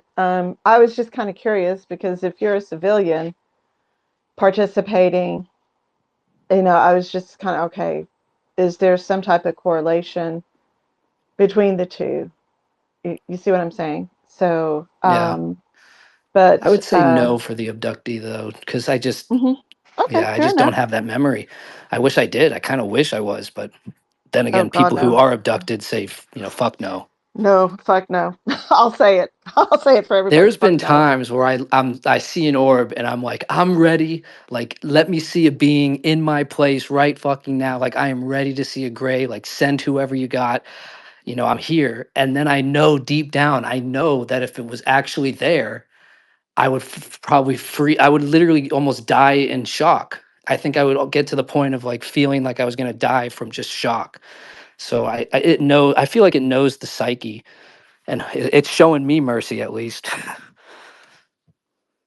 So, Orbs, I'm really happy to talk to you today. Thanks for jumping up. I have Yeah, had I some appreciate you. very negative things to say about this program because I was hearing from some people who were participating, but I love hearing the other side of it, and I appreciate your perspective. So one thing I have said about people who want to do CE5 or HEIS, whatever you want to call it, is if there's informed consent and you're an adult, go do it. It's the lack of informed consent that concerns me. The idea that all you have to do is put out, good intentions to the universe, and that's all you're going to get back is not true. So I'm really actually happy to hear that they spoke to you about the dark side. I'm assuming that it was some type of, a warning, like, hey, something could happen, bad could happen to you today. And if you're an adult and they told you that, I'm actually thrilled about that. Is that kind of how it went down, or what did they tell you about the dark side potentials? Well, I was speaking to one guy who is extremely connected. He is just one of those guys that's kind of straight out of a movie. um, he was giving me a list of cases of that he said were credible and were real, of humans, being attacked by the phenomenon and getting, seriously hurt or die, or in most cases like some like death. And I took down like 7 or 8 cases. And he said all of them are pretty much public, and you could look them up on the internet. But he's like, these are the ones, because I kept going on about how, um, with the good intention, it's impossible. You're just not going to get hurt. And he was like, well, I know for a fact you can get hurt. And here are some of the cases that has that data. So they were just kind of letting me know like there is that side of things. But here's a story that was fucking insane out there. And I was only out there for 2 nights, but on the second night, this one guy, he's what you call a psionic asset, and he just looks at me and he's like, there's a Skinwalker Ranch vibe out there right now. It's a creepy vibe. There is a weird energy out there right now. And I'm like, oh, I kind of sense, something's out there, but they're just not, showing themselves. And this other dude was on the phone with his girlfriend or his ex at the time, and he tells us after the fact. But so, anyways, no, but I'll get to him after. But I'm going to sleep, and apparently I woke up, I began screaming at the top of my lungs and swinging my arms above me, like in the air, as like a waking nightmare. And then I all of a sudden snapped to, and I'm like, and there's another dude in the room, just on his own air blow up mattress. And he's like, dude, what the fuck? Are you all right? Like, you were just screaming. And I was like, I thought I was having a nightmare. He was like, no, you weren't. He was like, you were awake enough to start screaming and you were flailing your arms, swinging at something. And I was like, what the fuck? I don't have these. I've never had any type of waking nightmare. And then Mike comes in. He's like, you're not going to believe this, but I was talking to my ex and I said that something's going to come inside tonight and I can feel it. So there was just like this premonition from this one dude, me having this waking, screaming, swing fest nightmare, seeing something. And then right when I snapped to, I couldn't remember what I was screaming. And it's like when you wake up and you're like half awake. I was seeing something and I was screaming at the top of my lungs and like shrieking in fear. And I remember like shrieking in fear and having and like debilitating fear. But then instantly I was just like, huh. I was like, hey, could you hear that? Was I actually screaming or was I asleep? And he was like, no, you were fucking screaming. And so it was just like, that's never happened before or since. And I was just like, there could be some weird vibes out there. There could be some weird bad energies out there. And something may have just like floated above me. I woke up, saw it, screamed my face off, and then came to. All right, that's wild. Sorry Orbs. for all that, but No, don't be sorry. I it want to was hear really more. fucking weird because all I want to do is remember what I was screaming at, and I can't.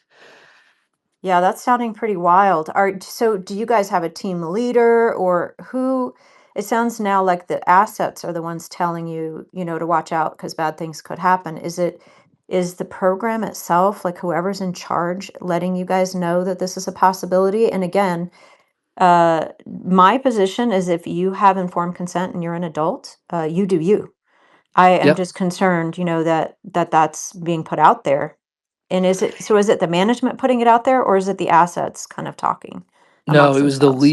it was the lead psionic manager.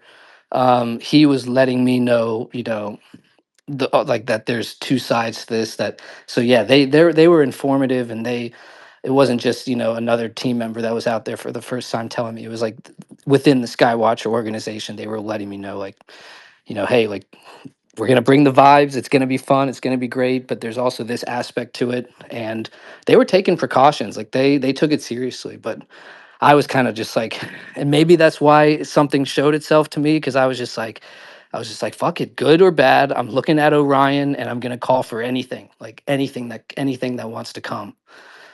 Yeah, and there's It's that adventurous side to it, right? Where you just like, F it. Whatever, come what may, I just want to see something. And I totally yeah, get it. I have been in that position myself where I've just said, I've been through hell with the phenomenon, but I'm just like, bring it. If I can get the data, on this stuff, bring it. So I hear you, and I very much appreciate talking to you today. Yeah, thank you. So what can you tell me what precautions they're taking? Because again, there is this idea in the heist community that if you just put out, just the good vibes, that's all you're going to get, and it's just not true. So I'm actually very pleased to hear that that's not what's being told to you guys. You guys are being told the truth. What precautions are being taken, if you can say? They would just have us go inside when a certain class would come out. Um, so they took those, and that's a lot for me to abide by, because with me it's like if anything's flying around, I'm gonna be outside looking at it.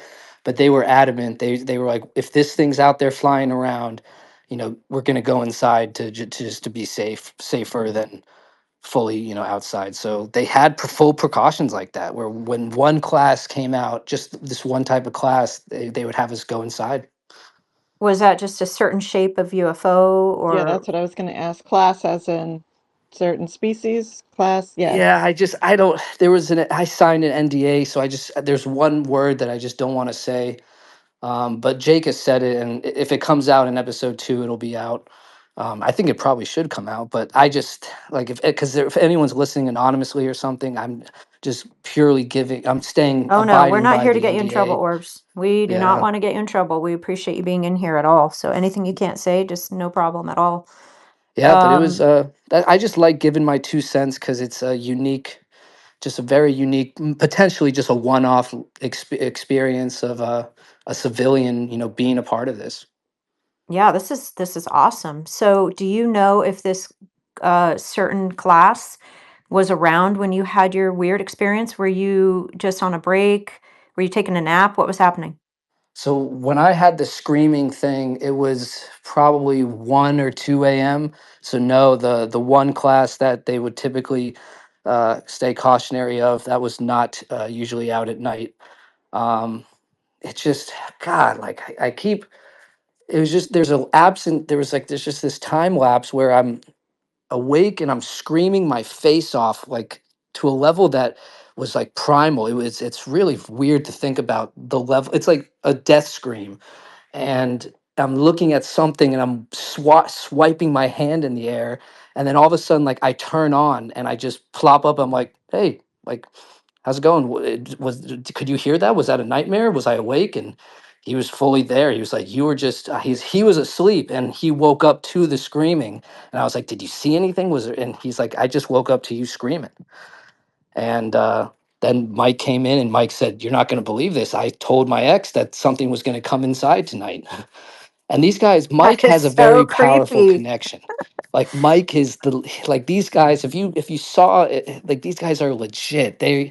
Mike is like a fucking Jedi. It's very bizarre. Well, that's awesome. I'm super excited about this now. I'm happy to talk to you today, Orbs. Thanks for Yeah. clearing up some of those things.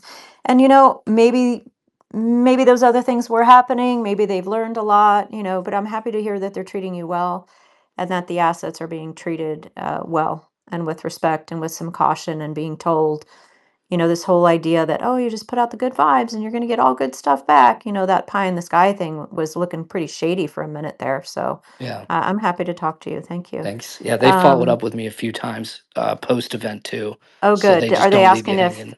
if anything followed you home? Is that part of the question? Yeah, kind of. Like, how are you feeling? Has anything, extra weird gone down? Um, and I'll say I'm good, and I'll send them a video of an egg or something. Yeah, Well, that's good news. Good news. thanks. Again, I'm not an advocate. I'm not an advocate for CE5 if you don't want shadow people following you home and, getting into bed with your children. But I'm happy to hear the way they're doing it. And again, adults participating at their own risk with informed consent is much better than the way I was hearing it before. So thank you, Orbs. The only hand I see up right now is Amy, and I think Amy's probably going to want to ask some Orbs questions if I had to guess. Carolyn, go ahead. Yeah, so we have Danielle and we have Roth, Okay, and then awesome. So we'll get to Amy. Danielle and Roth as well. Amy, go ahead. Or we can skip Amy. Amy, you had your mic open there. Are you going to jump in? Good morning, UFO, or Yes, yes. no? Can you Yeah, hear go me? ahead. Can you guys Jump hear me? in. Can you hear me though right now? It's bad. It's pretty bad, It's bad. actually. Okay, let me fix it.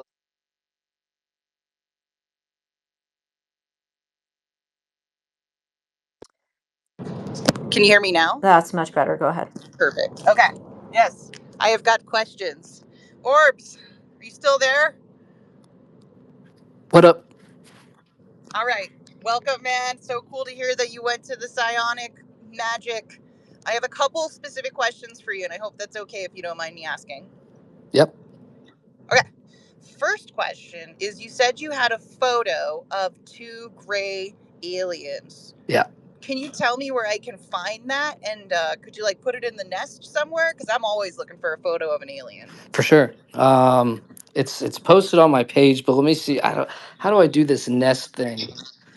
Um, I could just I You're gonna DM it to me too, and I can post it.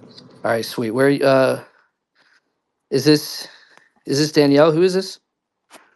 It's Good This is Morning UFO. Amy Huh? from Good Morning Oh, good morning, UFO. UFO. All right, follow back, and then I'm DMing you right now. Boom, boom, Yeah, I'm and following you. So it's pretty sweet. I've been following you. I've been following you, Orbs. It's pretty sweet. It's just a couple Yeah, gray if you guys. guys could One's put it up taller, under the one's nest, shorter. Amy, that would be great so we could all see it. Okay, cool. And then my All right, other question there it was is. you were asked to sign an NDA, but obviously like you could talk about certain aspects of the event that you went to. And I just wanted to clarify. So they said it was okay for you to talk about some things, but not others specifically. Is that It, correct?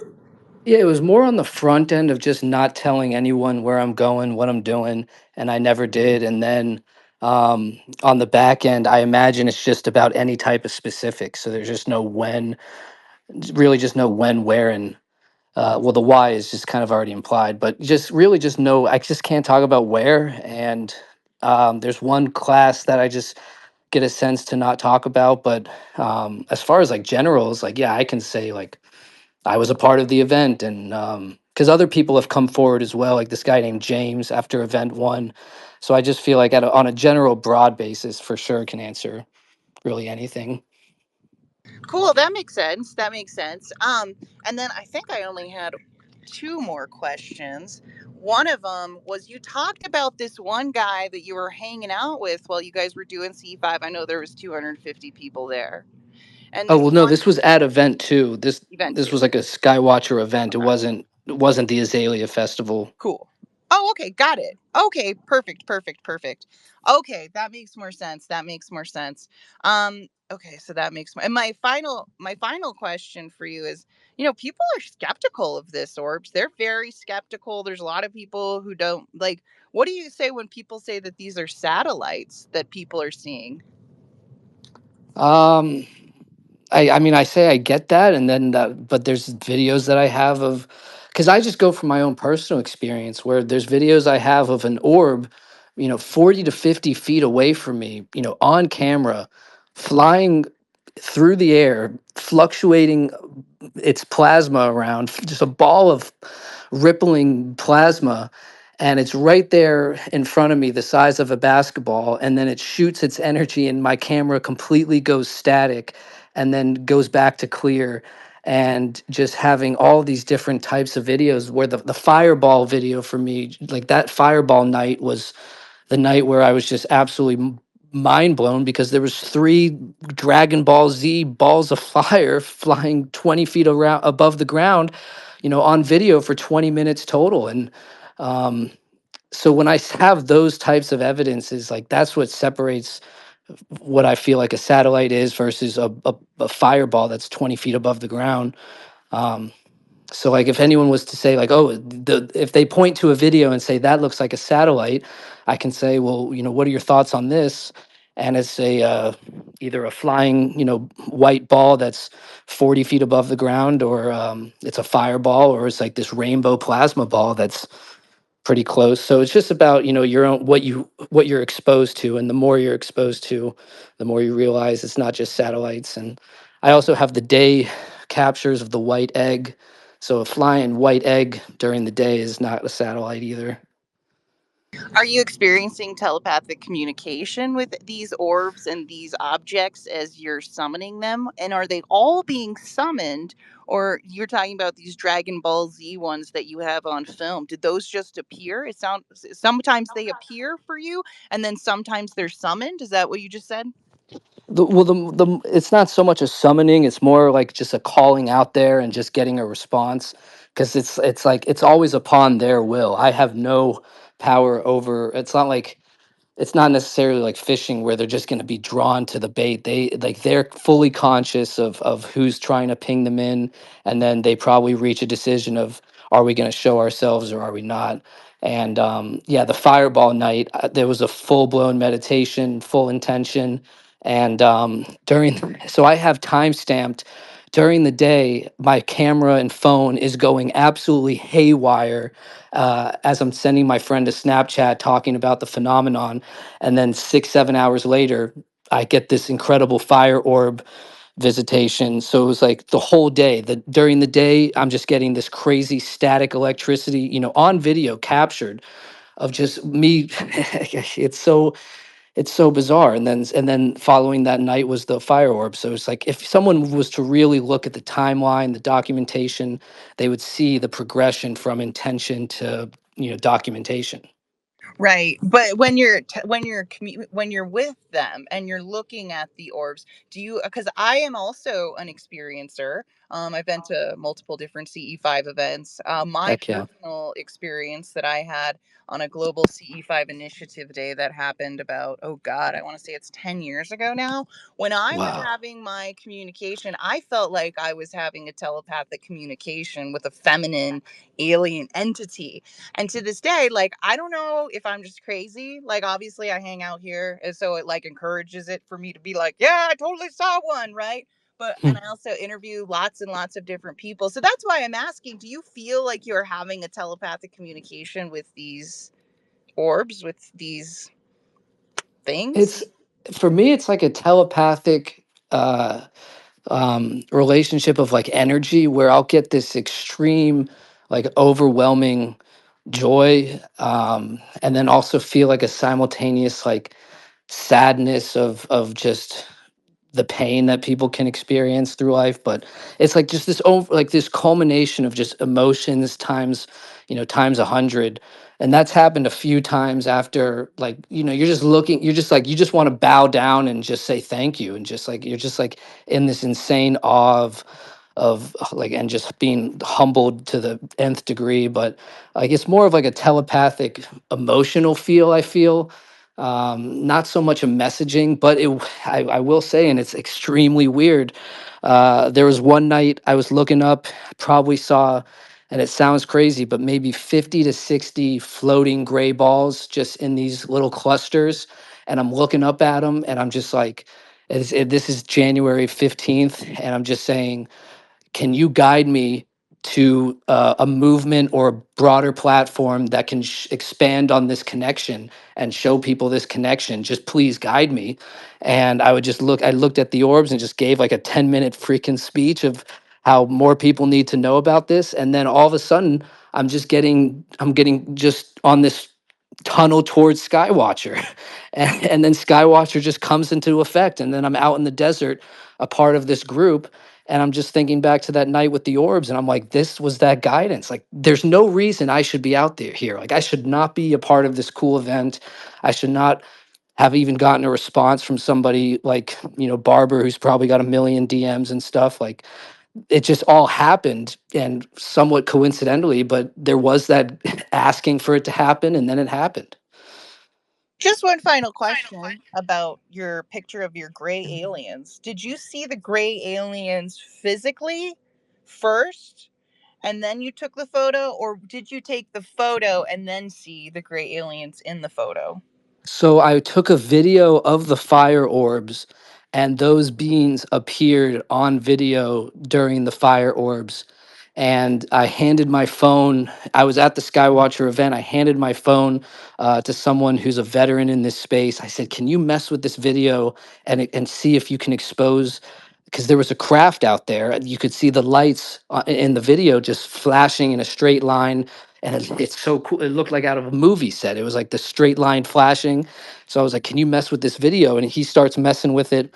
And during one of the portions of the video, you see the fireball hovering above the ground. And then next to it, these two gray beams just kind of beam in to focus and then beam out. And so I paused it and I was like, holy shit, look at this. And he's looking at it. He was like, those are a couple of beings. Like there was a translucent craft out there next to the fireballs. And so then I start like screenshotting from the video. And it's just, you can make out this clear image. And it's just like, you know, what is it? Do those look like beings to you? Do those look like grays to you? Or does it look like nothing? Because to me, it looks like, something. There could be anything. But anyway, I just want to say welcome to the community. Obviously, it looks like you started your account in January 2025 and you're making a splash. Obviously, you're getting invited to Skywatcher and everything. It was fun. Can't wait to see how your story turns out. And I'm following you and I can't wait to see what you find. Thank you for answering my questions. I'm going to drop Appreciate down you. to the listener. Yeah, appreciate you too. Thank you. Amy, could you put those images up in the nest so we could all, have a look? Yeah, I put it in the comments. I think that's the nest, No, yeah, right? that's perfect. Comments is Okay, perfect. perfect. Thank you Yeah, so much, I Amy. just posted it 3 minutes ago, the photo of the gray. Okay, awesome. Cool. Thanks, guys. Really interesting. Thank you, Fringe. Thanks for letting me be part of it, guys. Yeah, for sure. If anyone has questions for orbs, I don't want to change the topic right now. So if you have a question for orbs, keep your hand up. If you don't have a question for orbs right now, just temporarily for a few minutes while he's still with us, you can put your hand down, please. I have a question, orbs, since you're being so generous with your time today.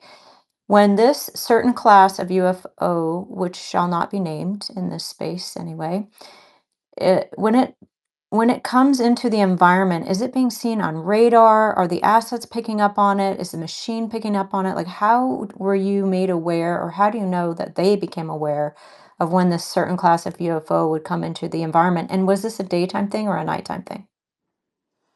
Daytime, and they could see it with all aspects of visual. So eyes, scope, radar, all aspects. Yeah, they could see.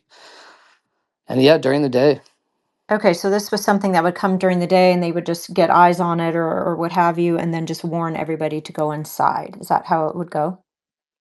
Exactly. I feel like that's too much information. That's But okay. I don't know if that, I mean, they wouldn't, I don't think they can't get offended by that.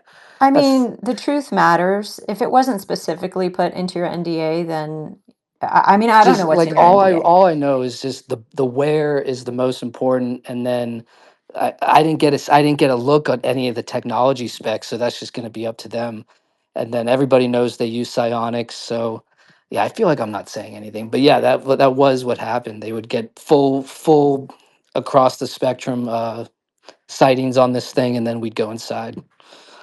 Wow. And then would everybody go inside? I mean, even the big boys with the guns, were they going inside too? Or did they leave some security outside, or how did that go? Security outside, and they would only use like binoculars and like the scope off of the gun just to get visual. There was no pointing of the gun because I was watching for that, and no, it was just some of the military guys would stay outside and just get eyes on it. So they were the sacrifice. So they want to protect orbs and their and the assets. Military guys are out there just ready to go. I love it. I When love it. I said, listen, if I'm ever invited back, I will be used as use me as bait. I will stand out there with my arms up and not give a shit because it's not. I just don't think it's going to do anything to me. Yeah, and I hope you're right. I hope you're right. Again, I'm all for it. If you're, informed consent, adult, go, go for it. I understand what you're doing. So thank you, Orbs. If you have a question for Orbs, keep your hand up. I think the next person, oh, well, Danielle then we should call in Danielle, Carolyn. Danielle, do you have a specific question for Orbs? We're just going to do that for now, for the next few minutes. There's quite a lot of things I need to say. Quite a variety. I've made a list of different things. Okay, do you have anything for Orbs right now? If not, we'll be happy to get right back to you shortly. Because I've been waiting a while. I know you've been waiting a while, Danielle. I appreciate you. Okay, Thank you. okay. I've got some questions that are could be for orbs. is there military around that area? And also, I do not like the terms cyanic acids. I would rather call them telepathically um, advanced or gifted people, um, because acids sounds very exploitative. It sounds very militant. Well, Yeah, actually, Danielle, I'm sorry, Orbs, to jump in, but Danielle, it actually can be very exploitative. They are, I mean, the information I was getting from behind the scenes was not good. Some of these assets were not even happy about being there, and yet there they were. Some of these assets are potentially recalled MK Ultra assets from, being used as children by the military and then being recalled as adults. So I think we're going to continue to use that name in the space unless we could find the name that they just changed it to. Go ahead, Orbs. yeah. For when I was there, everybody was there by choice, and yeah, just like they were happy to be there, just all by choice. But yeah, with the other cases like in Indonesia and those cases that you're hearing about, that I think that's just totally separate from what they're doing. And then what was your question? For area, I can't say anything about the area. So for military sites or whatnot, I just who knows, you know. Yeah, and it's great to hear your perspective, Orbs, that in the case that you were there on the second filming, everybody was there voluntarily, everybody wanted to be there. It sounds like they were all informed of the potential risks. Uh, and you did have, sounds like you had some medical people there or someone to take care of you guys and also to follow up. So that's all great news. If you have a hand up for Orbs, keep your hand up. I think Parsi's next. Parsi, welcome to the space. Go ahead. Hey, Fringe, good to be here. A little bit of my disclosure. Orbs, I was invited to Skywatcher as well for a week. They were ready to fly me down from Australia, but I'm kind of in two minds about it. So I wanted to ask you, what safety precautions do they take for you guys? I mean, you're coming out and claiming that you're part of the Skywatcher team. I mean, how safe is it for you? Not just with exposing yourself, but even the hitchhiker effect of these creatures, if I may ask. I mean, you're just as safe as what you're doing because I've seen Mac's stuff, and I suggest most or anyone on here follow Mac because he posts his psionic connection, and it's pretty compelling. But and that's probably part of the reason why he got that an invite to Skywatcher. They are noticing, people who have content that kind of breaks the mold in a way.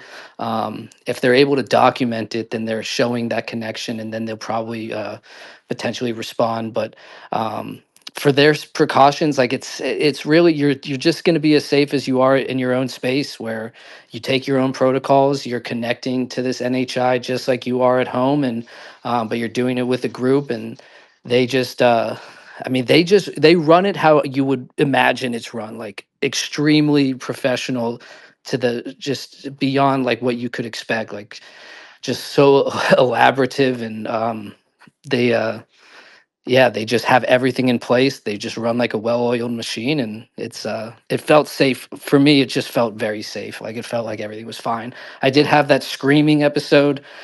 That was absolutely insane, but I kind of look back at it and laugh because there was just there was energies out there. It was cool, but no, it was safe. As safe as Thank it you, can man. be.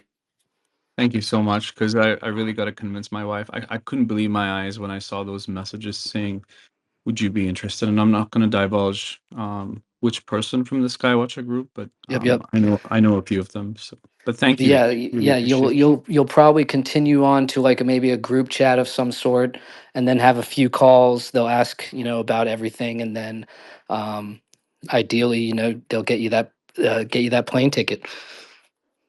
Because it's not, I don't know if it'd be worth putting down that kind of money to be a part of an event. Like it was a great event, but if you're going to drop $1,000, it's questionable.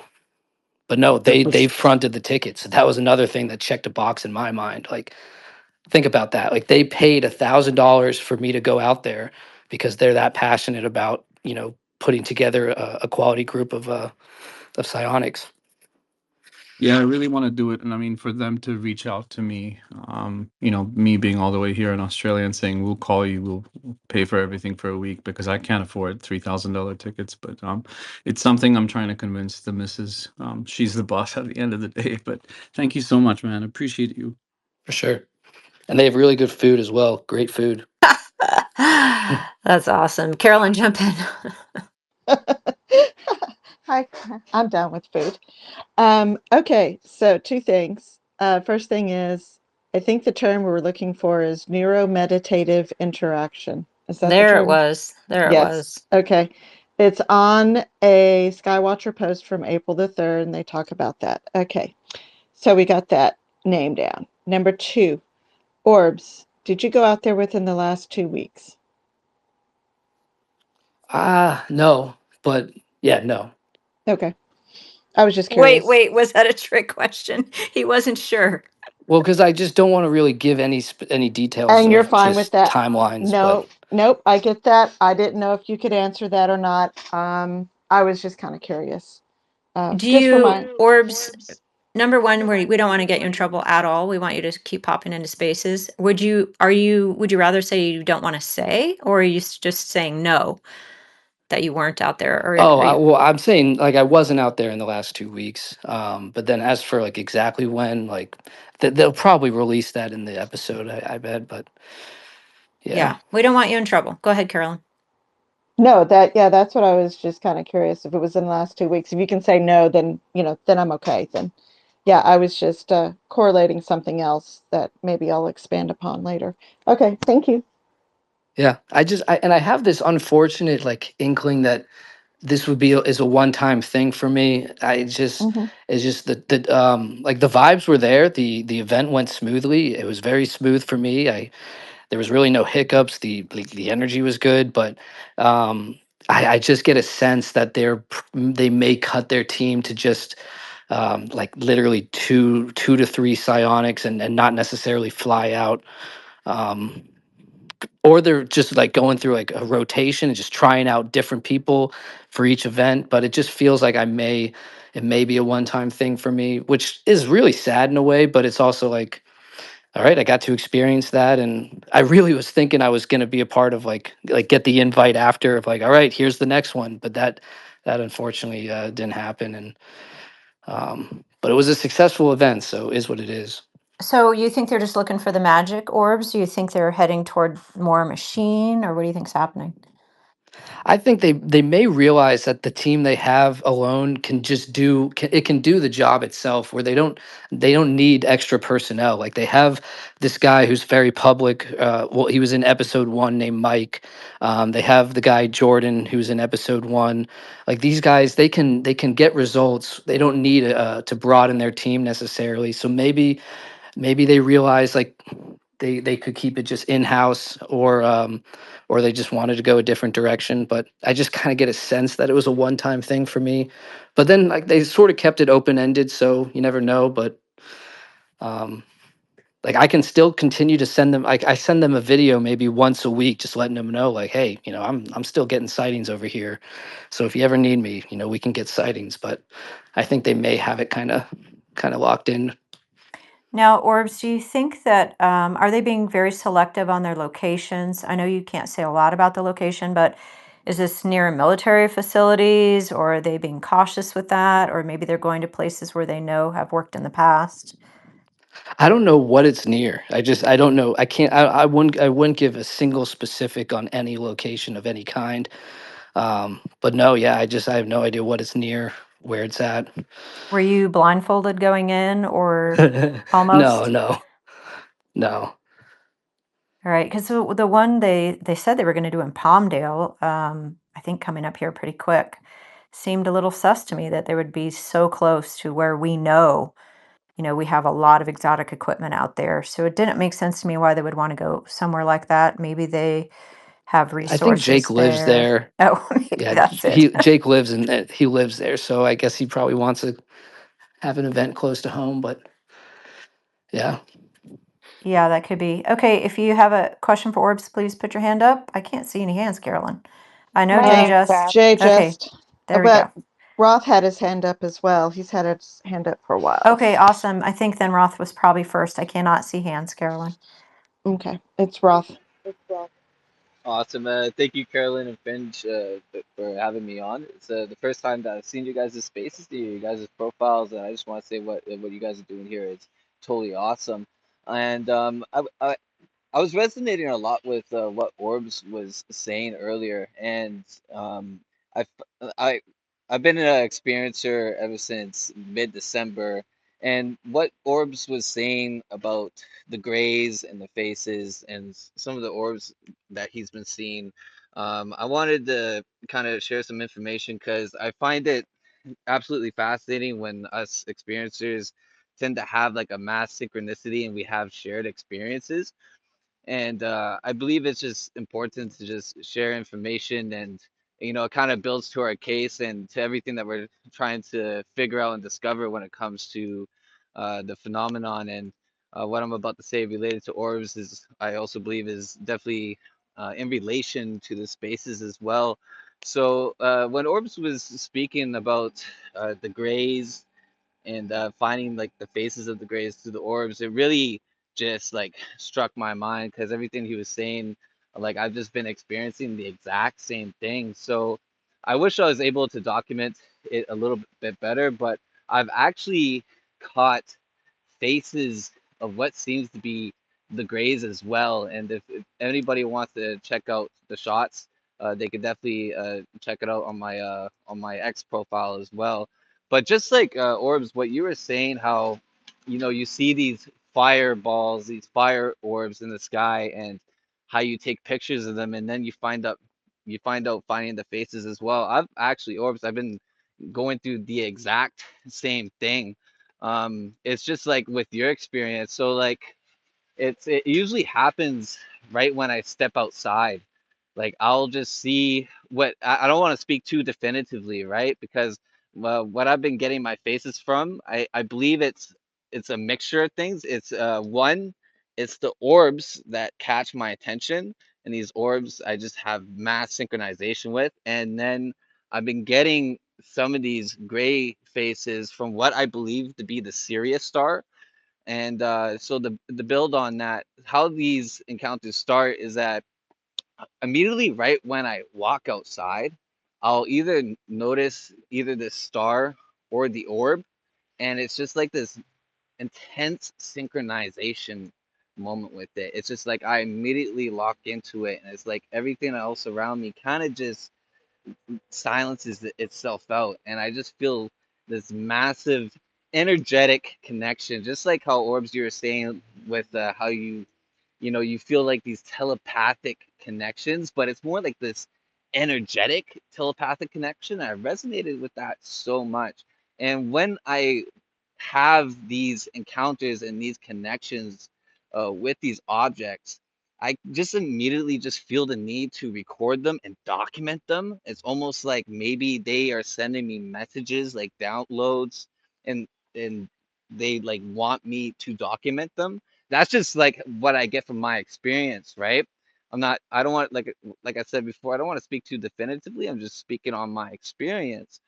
But when I've captured these videos of these orbs, and sometimes what I actually believe to be the Sirius star, I look at the videos after, and I zoom in, I zoom into them, and I just feel this need to investigate them. And then as I'm watching the video, I catch these faces, and when I do editing on them, it literally, you see like these gray type faces with the long head, with the big eyes, and then with the narrow chin. And when you're saying like what you're saying, like your experiences, I'm going through the exact same thing. And like I said, what sometimes I believe that they're also coming from the Sirius star. And I actually ended up doing some research on the Sirius star. And there's actually this ancient tribe called the Dogon tribe, I believe. And they have like these ancient written accounts how they've actually been able to either communicate or see these gray figures as well. And like I said, if people, if you want to go check them out, it's actually my pin post on my profile where I actually have these faces right there. And about a week and a half ago, I had like this really, really intense encounter, and unfortunately, I ended up taking down some of the stuff that I uploaded. But I actually have this one capture that is absolutely amazing, and actually, I had the help of Mac with this edit. Shout out Mac, and this this photo is just absolutely bizarre. Like it, you straight up just see this full on face from what seems to be this gray mantis. I must re-upload it after the spaces, and Mac, I'll tag you in it. For he helped me with this edit, but I wanted to really voice this because it, like I said, kind of in the beginning, it's just I find amazement how us experiencers, we end up having like these same type of encounters, and I just believe it's just good to put the information out there because it's something that obviously everybody in the space, we're all interested in it, and we all have a curiosity, and we're all trying to connect these dots. And I just want to let you know, everybody in here and to Orbs, I've been having the exact same type of encounters, and if anybody wants to go check out the faces, they're more than welcome to, because I strongly believe, and have a speculation that these grays that we're encountering, they are very much real. Where they come from, I do not know. Obviously, we hear stories that some of them may be man-made. My personal belief is that they're not.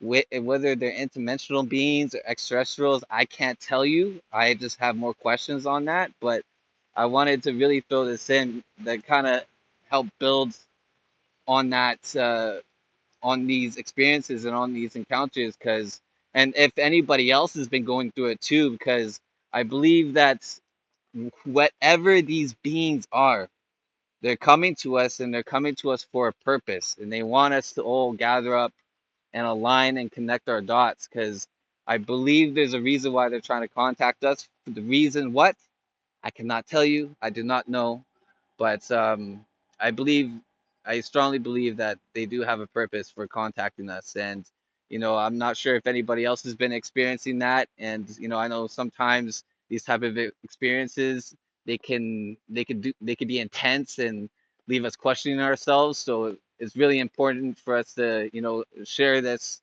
And so we, for one, that we know we're not alone, and it kind of gives us some stability within the whole experiences, because as every experiencer knows, sometimes this can get very intense. But Orbs, I gotta say, when you were talking about seeing your orbs and seeing your grays and the energetic telepathic communication, I just resonated with that so much, and it just made me realize, man, there's really, it's not just me, or it's not just this other person. There's multiple of us that are going through this together.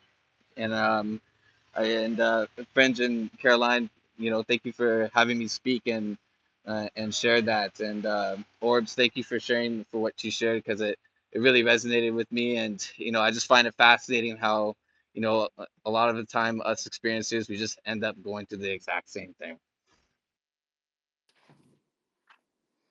Yeah, it's awesome. It's I appreciate everything you shared. Yeah, it's pretty powerful. I'm just, there's something nagging at me right now where Fringe has just described experiences that are so far like on the other spectrum, where it just really shows that, and I'm kind of starting to realize right now just like the duality this thing has, because I hear Fringe talk about like straight up being abducted. Like that's a lot to wrap your mind around, and just having it be so invading and just fucked up. Like it's so fucked up what they do. You take it just because it's still hard for me to accept as something that's possible. But then again, I'm seeing these orbs of plasma. So when I hear someone have an abduction story, like it affects me, I feel like potentially more than someone who hasn't had any type of visual sighting, because then you all of a sudden realize, well, wait a second, if there's these orbs flying around responding to thought, then someone telling me about an abduction, maybe that is real, that or okay, this is real, this is, that actually is happening. And then it's just so so fucked up So it's like I am so grateful for the experiences I've had with these orbs, but then at the same time, I'm like, there's beings out there that are fucked up. You know So what? That's I'm great that you mentioned that because that was another point that I actually wanted to bring up because you remember what you're talking about how you had those dreams, how those dreams kept on saying, remember, remember, remember. yeah, I was So looking every at this wall and there was some sort of blue design and I was like, you got to remember, you got to remember. Yeah, it's so interesting because you know what's funny, man, is that ever since I had these encounters, it's like I started uncovering like these old memories I had from my like early childhood, and it's like the most bizarre thing. It's like I remember being in my bed and like I don't want to say I did, but I keep on having this memory where I was like a young child and I'm laying in bed and it's like this light being just came upon me and I see like these three beings. And then when I had this memory come back into my brain, I like honestly started crying for like an hour. It was like a lightning bolt just hit my head and I felt electrified. And then I also had this other memory pop up where I'm laying in bed like young child and I just see like these three orbs just hovering over my bed, and I remember seeing them, being like, "What are those?" But I felt like love and comfort, and it's like it's literally like a memory that I'm uncovering. Like it's the same vision that I just keep seeing over and over and over again. And I know that a lot of experiencers they do have abductions as well, and even when it comes to the good and bad of it all, I think it would be kind of naive to say that yeah, there's probably that there's no, kind of taking like the Stephen Greer route where he's like, oh, we're all good beings, and all these abductions, it's all by the government and stuff. I don't actually follow that 100%. Like I believe that there may be some benevolent, but I can't. But in my heart, from what I've seen, it's like kind of like you. I haven't experienced anything bad. Like if anything, these beings have turned me around 180%. I used to be like the darkest person, and ever since I had these encounters, like I've been changing my life for the better and been able to discern like good and bad influences on a whole other level. But that's another thing that I just really resonated with what you're saying. How remember, because now the word remember just means so much to me as well. Like Roth, you have to remember where you came from. You have to remember what you were doing before you were on this earth. And it just seems so amazing to me how you just said all these things, and I'm just sitting here listening to it. I'm like, oh my god, I'm going through the exact same thing. Going through the exact same thing. Well, thanks, Roth. Roth, if you have any of those interesting photos, I'd love it if you just put it down in the purple pill. Just post it down there so everyone can see. I think Parsi put a photo down there, and we also have the photo from Orbs. And before we get to J Just, I would like Orbs, could you just very quickly again give us the context for that video, for that photograph? And then do you have the original photograph that those faces were pulled from? Yeah, I can send the original. And those were, so I was filming the fire orbs. There was three hovering above the ground. I have to do some digging, but there's one video I have that shows the fire orb illuminating the ground below it, and then that illumination moving somewhat of like a dimmed down helicopter. Um, but for those gray beans, they were on video of a fire orb. Just I'm filming it out in the woods, and they flash up and appear on video, and then I screenshot and then color adjusted. But I can send just the non-adjusted, and you'll see those two faces next to the orange fire orb. Okay, awesome. If But you could it send gets that, and trippy then was that because at the Skywatcher event, Orbs? no, this was in my backyard. This is in your backyard. Okay, thank you. Yeah. Did we lose Jay Just? Okay, so just so everybody is aware, I believe that the second video is dropping, so we might lose at least half the audience, maybe more. But I think that it just maybe came out on YouTube. I think some people are live streaming it now. So if anybody wants to head over and check that out. Um, If I'm somehow in the background, I'm in the blue jacket. Blue So jacket. All right, we'll be watching royal for the blue blue jacket. jacket. I could be like in a half-second clip, just because the way the way I got like a very nice, polite goodbye, it just felt like we're gonna tighten this ship up. We're gonna keep it in house. Maybe not fly out as many civilians. I don't know. Yeah, that'll be interesting. They might just be looking for the magic. They might just be looking for one other person. They might be rotating people. Who knows? But I mean, don't take it as an insult. You're getting this stuff in your own backyard. Do you have any good equipment, that you could use to? No, just the 16 Pro, which is terrible. Is it It's terrible? Yeah, maybe you Oh could my just. God, the iPhone 16 Pro. It's not meant to film anything at night. Yeah, I've got one myself. But yeah, if maybe you just get some better equipment. I mean, if you're going to continue down the road, you did mention to me about abductions, and I think Roth is still here as well.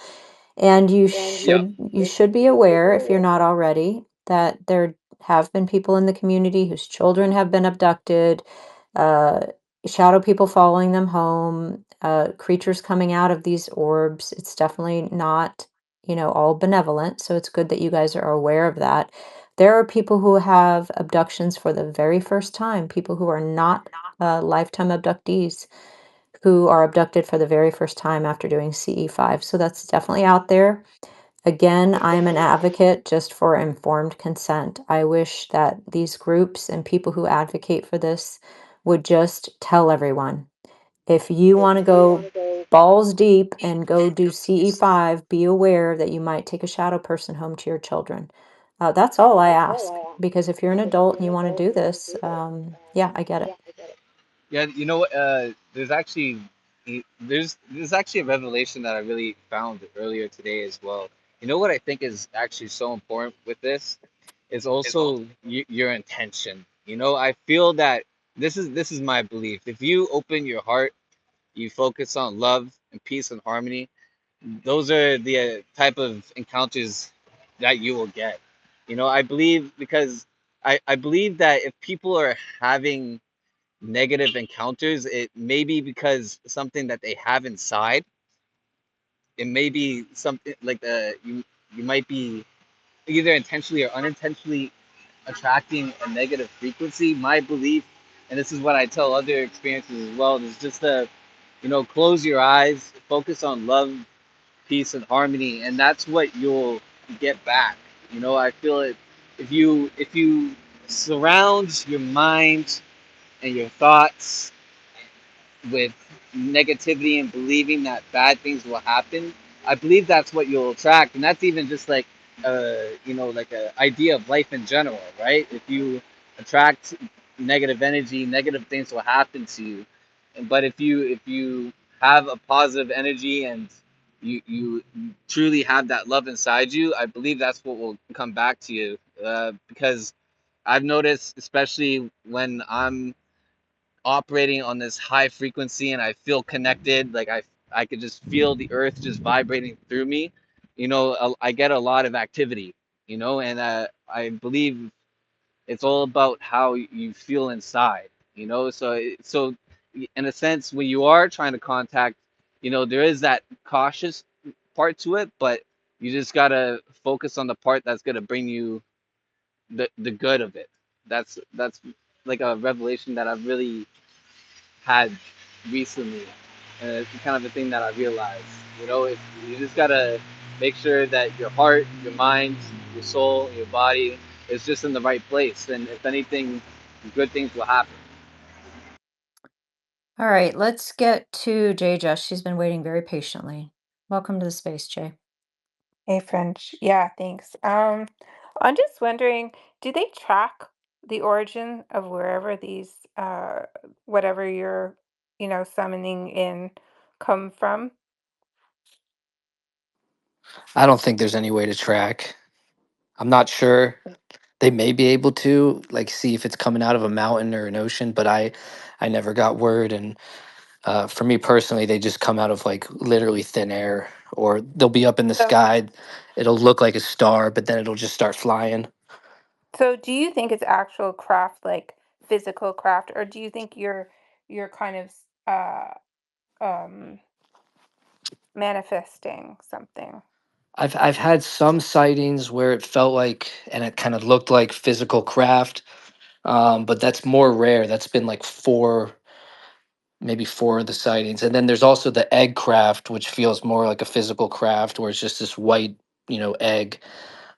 And then the orbs feel different, where the orbs have like this, always moving plasma field, and they can grow and shrink instantly, and um, those have just like it's completely, yeah, those are just completely different. So I've seen probably like three or four different types. I've seen the egg, and I've seen flying light being. I've captured a light being, which was unbelievable.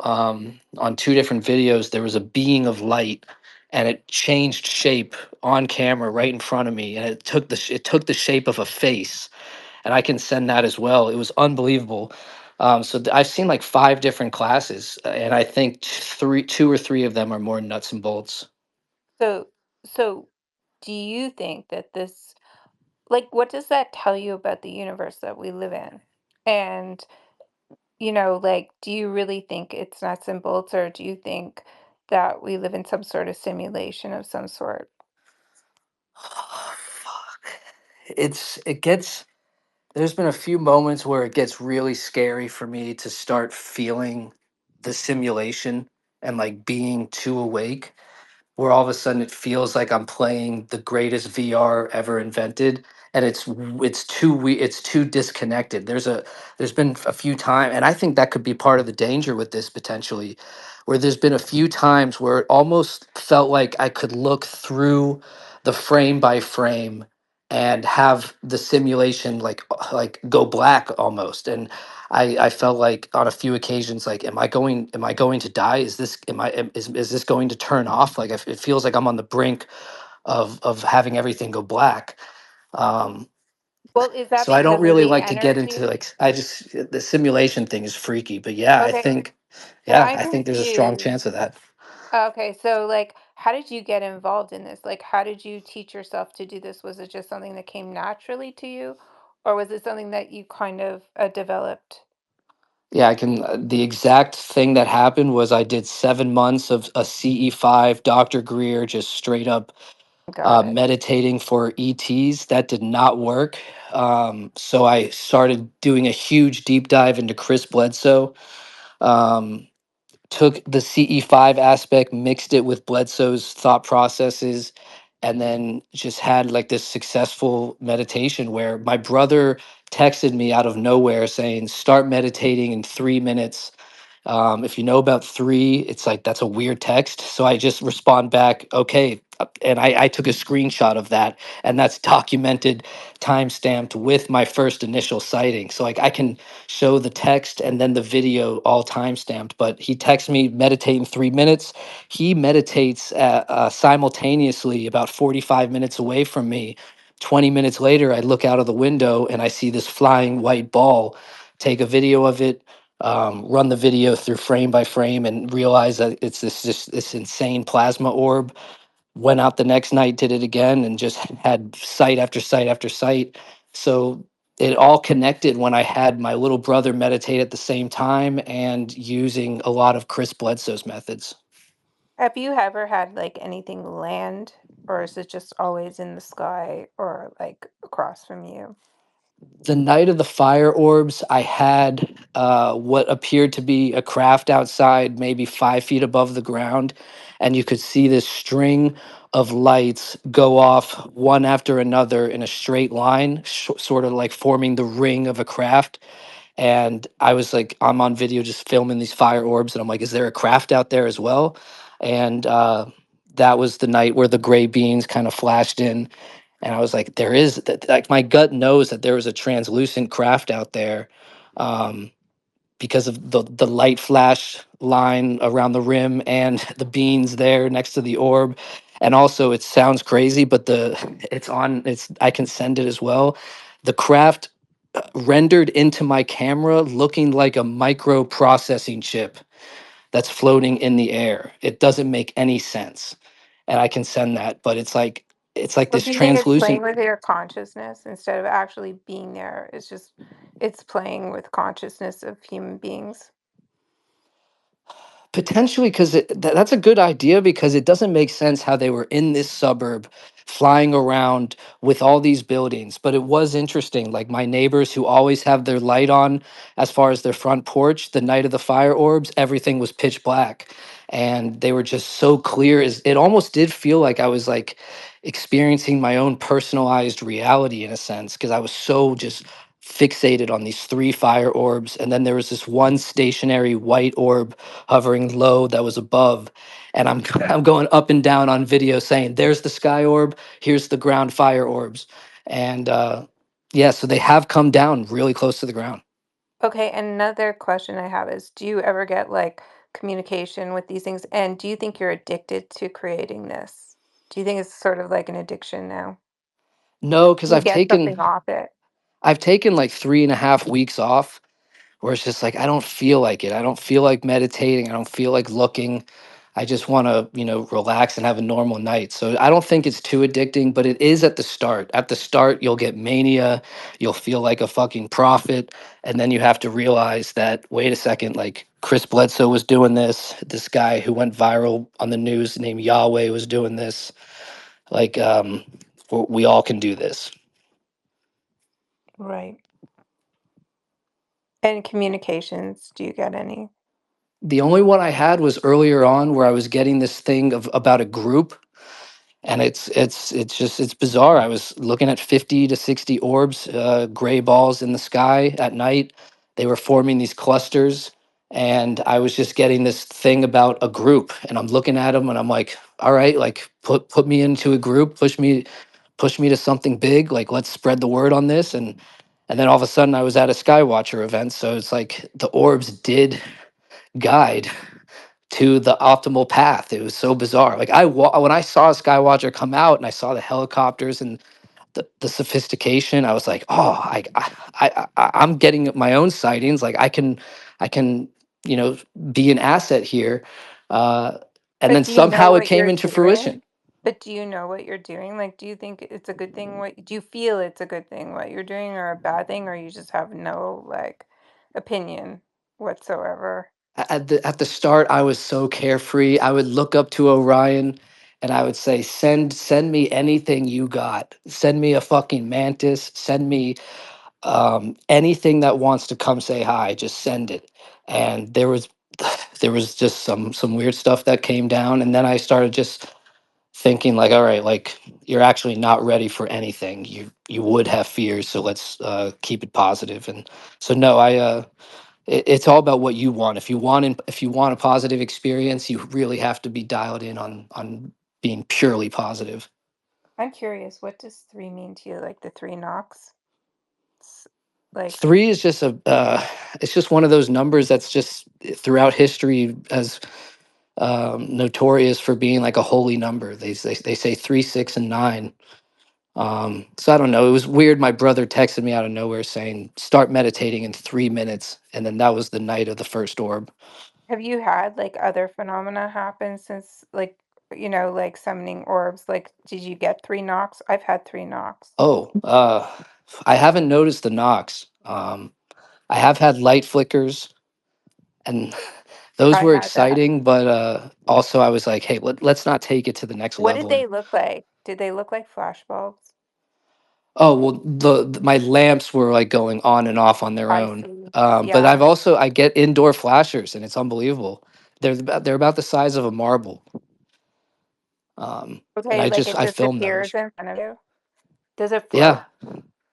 Does it float? Sometimes on rare occasion they've hung around and actually floated, and I have a video of that. It's just this. It looks like an outdoor flasher or an outdoor like orb that's flying around, but it's inside. And but most of the time they just flash, and I have like on video of me saying, can you flash above this window? And then boom, you'll see the flash. And then I freak out and I'm like, can you flash below the window? And then boom, it flashes below the window, and then I start freaking out, and then I'm like, all right, But this do is so others see fucking it fucked. with you? Do you think it's like, could you capture it, or do you think it's part of consciousness, like it just appears in Oh, your conscious?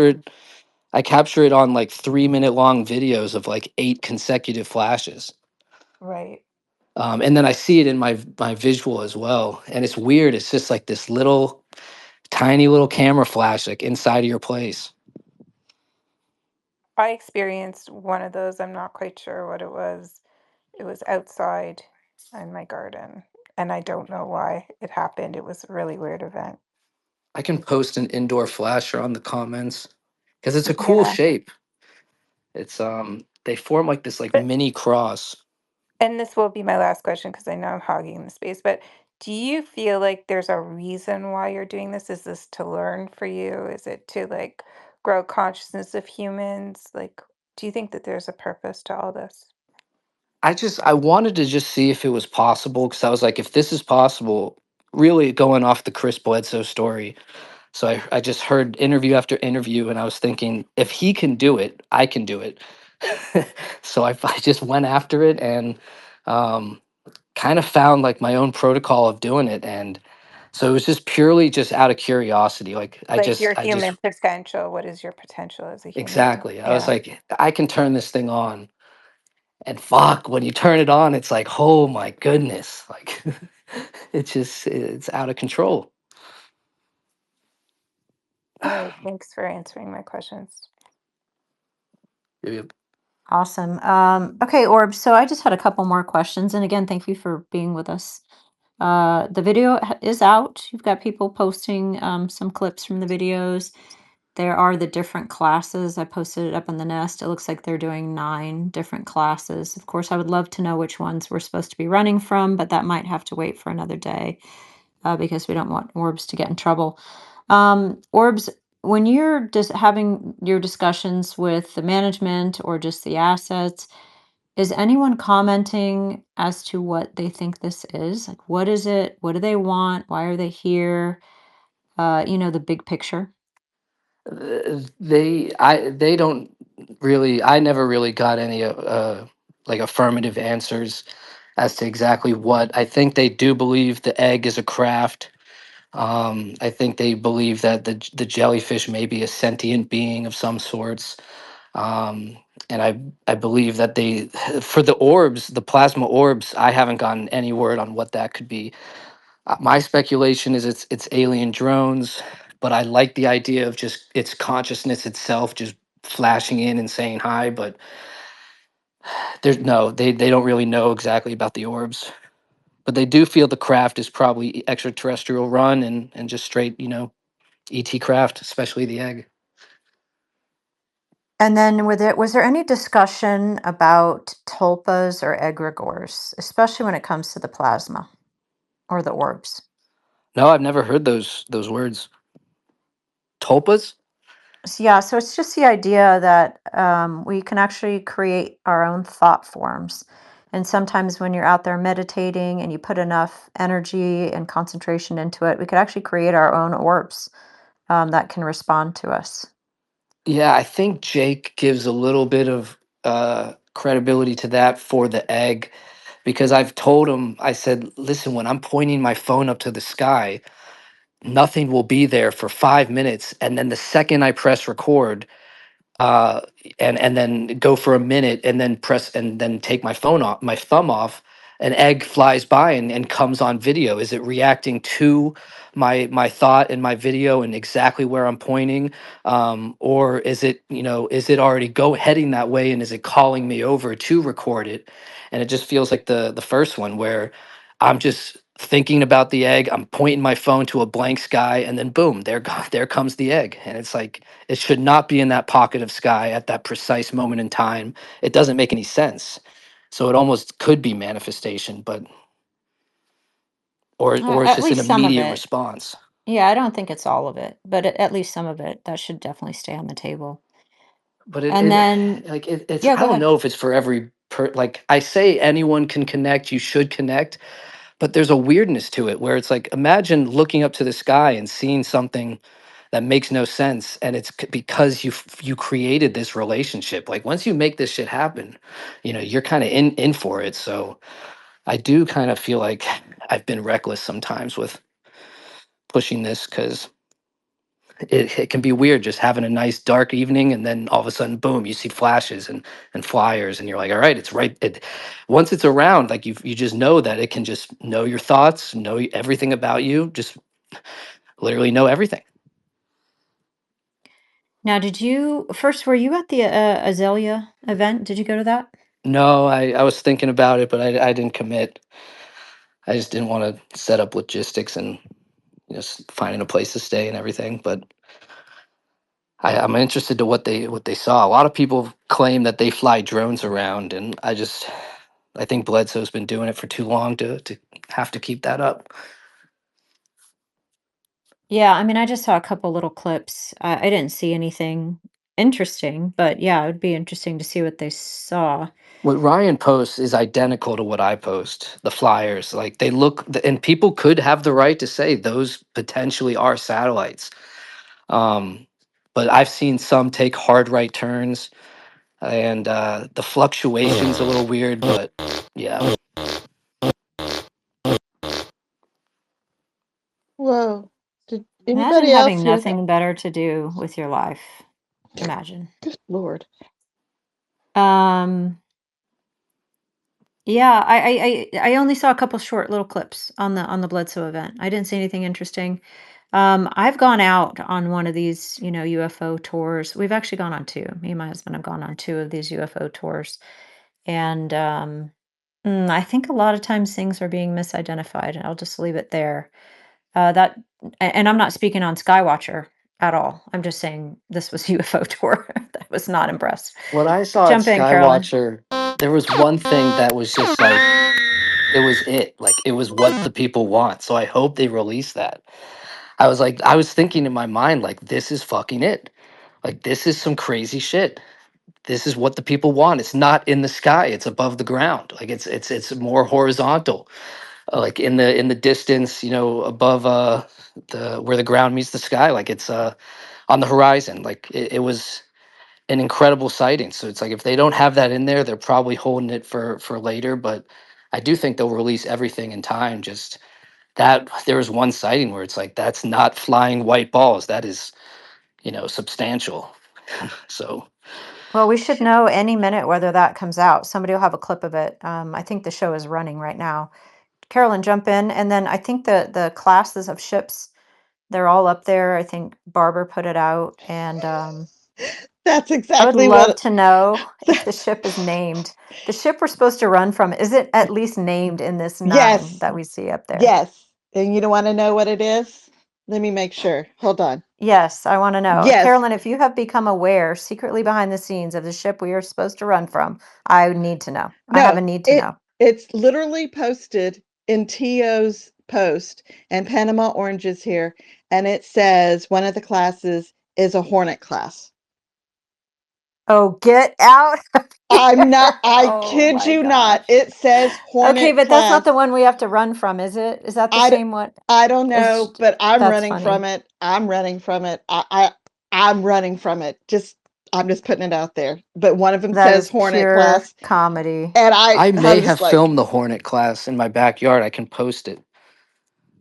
All right, for anyone who missed our space from 2 weeks ago, Panama jumped in. Actually, Miss McGillicuddy started it, or no, Panama might have started it. And then Miss McGillicuddy jumped in with this new UFO that we have to be afraid of, and he called it a hornet or wasp or something. So that's a good one. All right, I can't see hands, Carolyn. Who do we? Well, wait, I do see Jay Just, but wait, we have this. Is House of the Stranger?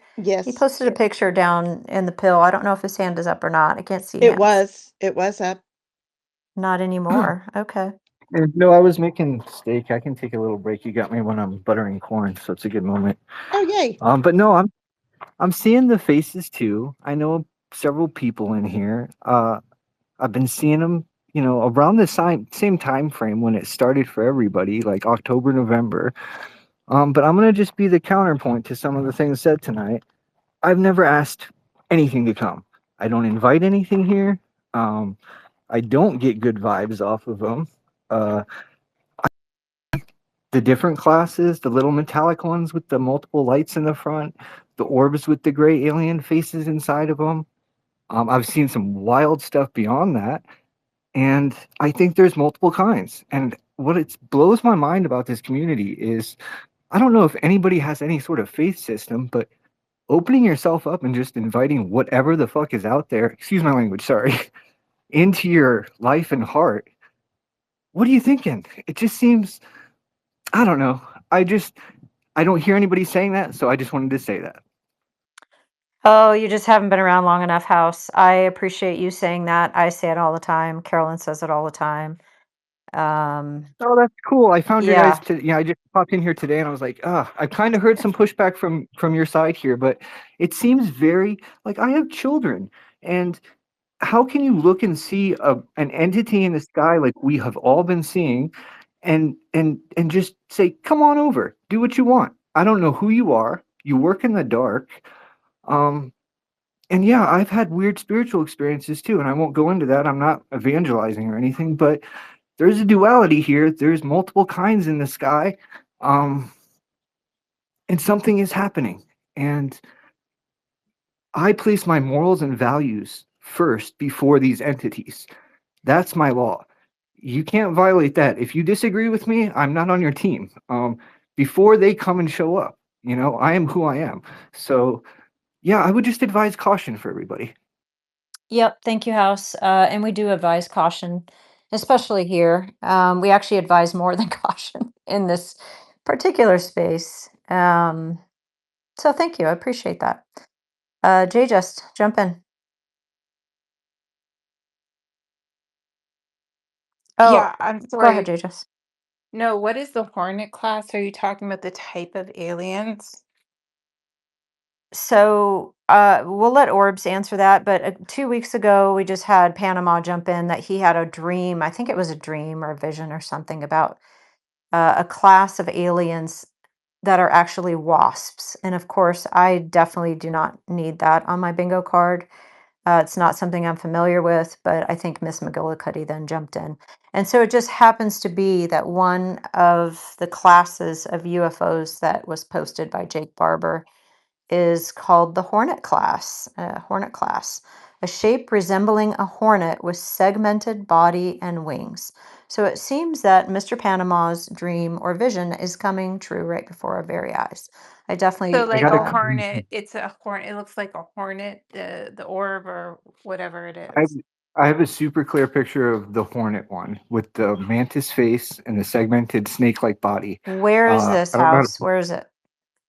I'm gonna post it right now. Yeah, it just freaked me out when you guys said that because I'm like hornet class, and then you described it because when you see it, it looks like a snake with like this insect face. Oh, I wouldn't Jesus. describe it as a hornet exactly, but it freaked me. My hands are. I dropped the corn, dude. Hold on, I'm gonna get the picture.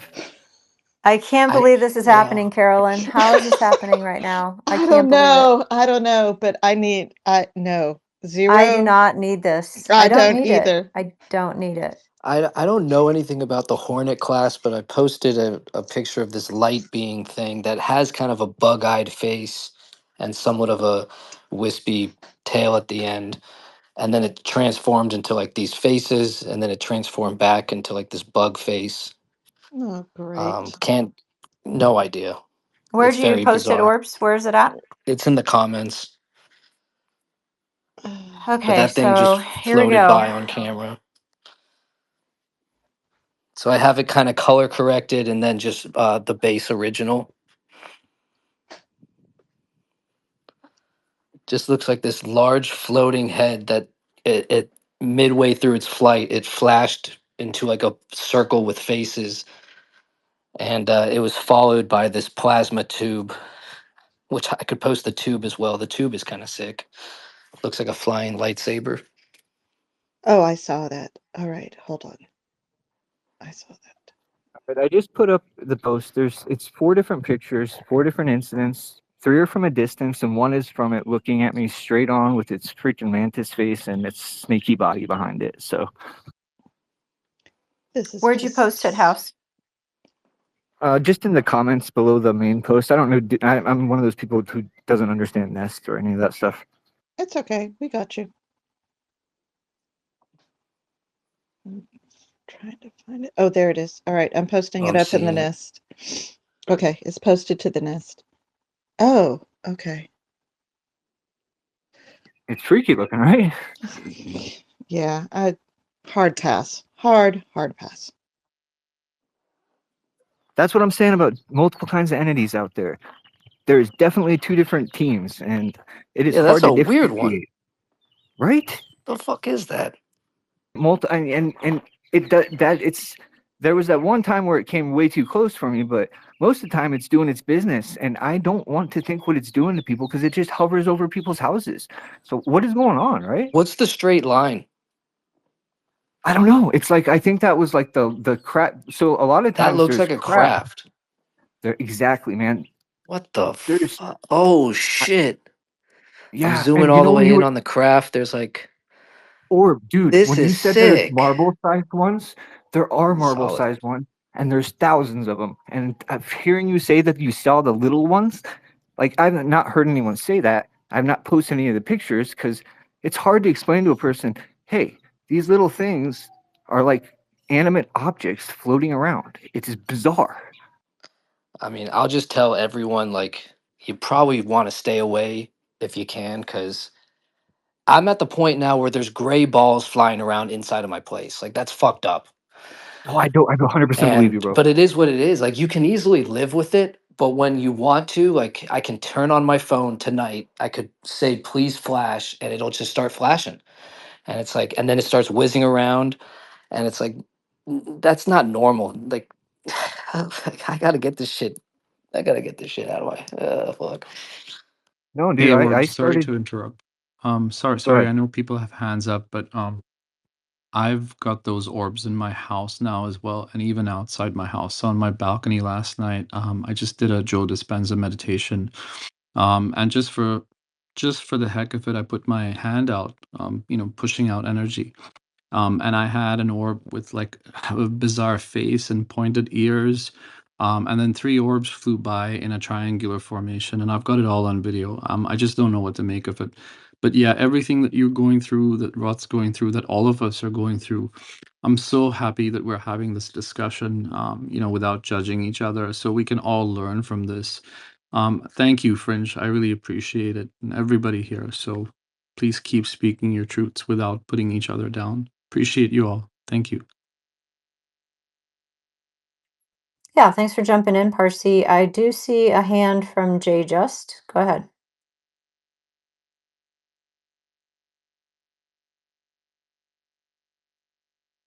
Yeah, so since all of you are experiencing the same thing, do you feel as if there's a purpose to this? Do you feel it's good, it's bad? Do you have any like thoughts about what you're doing or what's happening or why it's happening?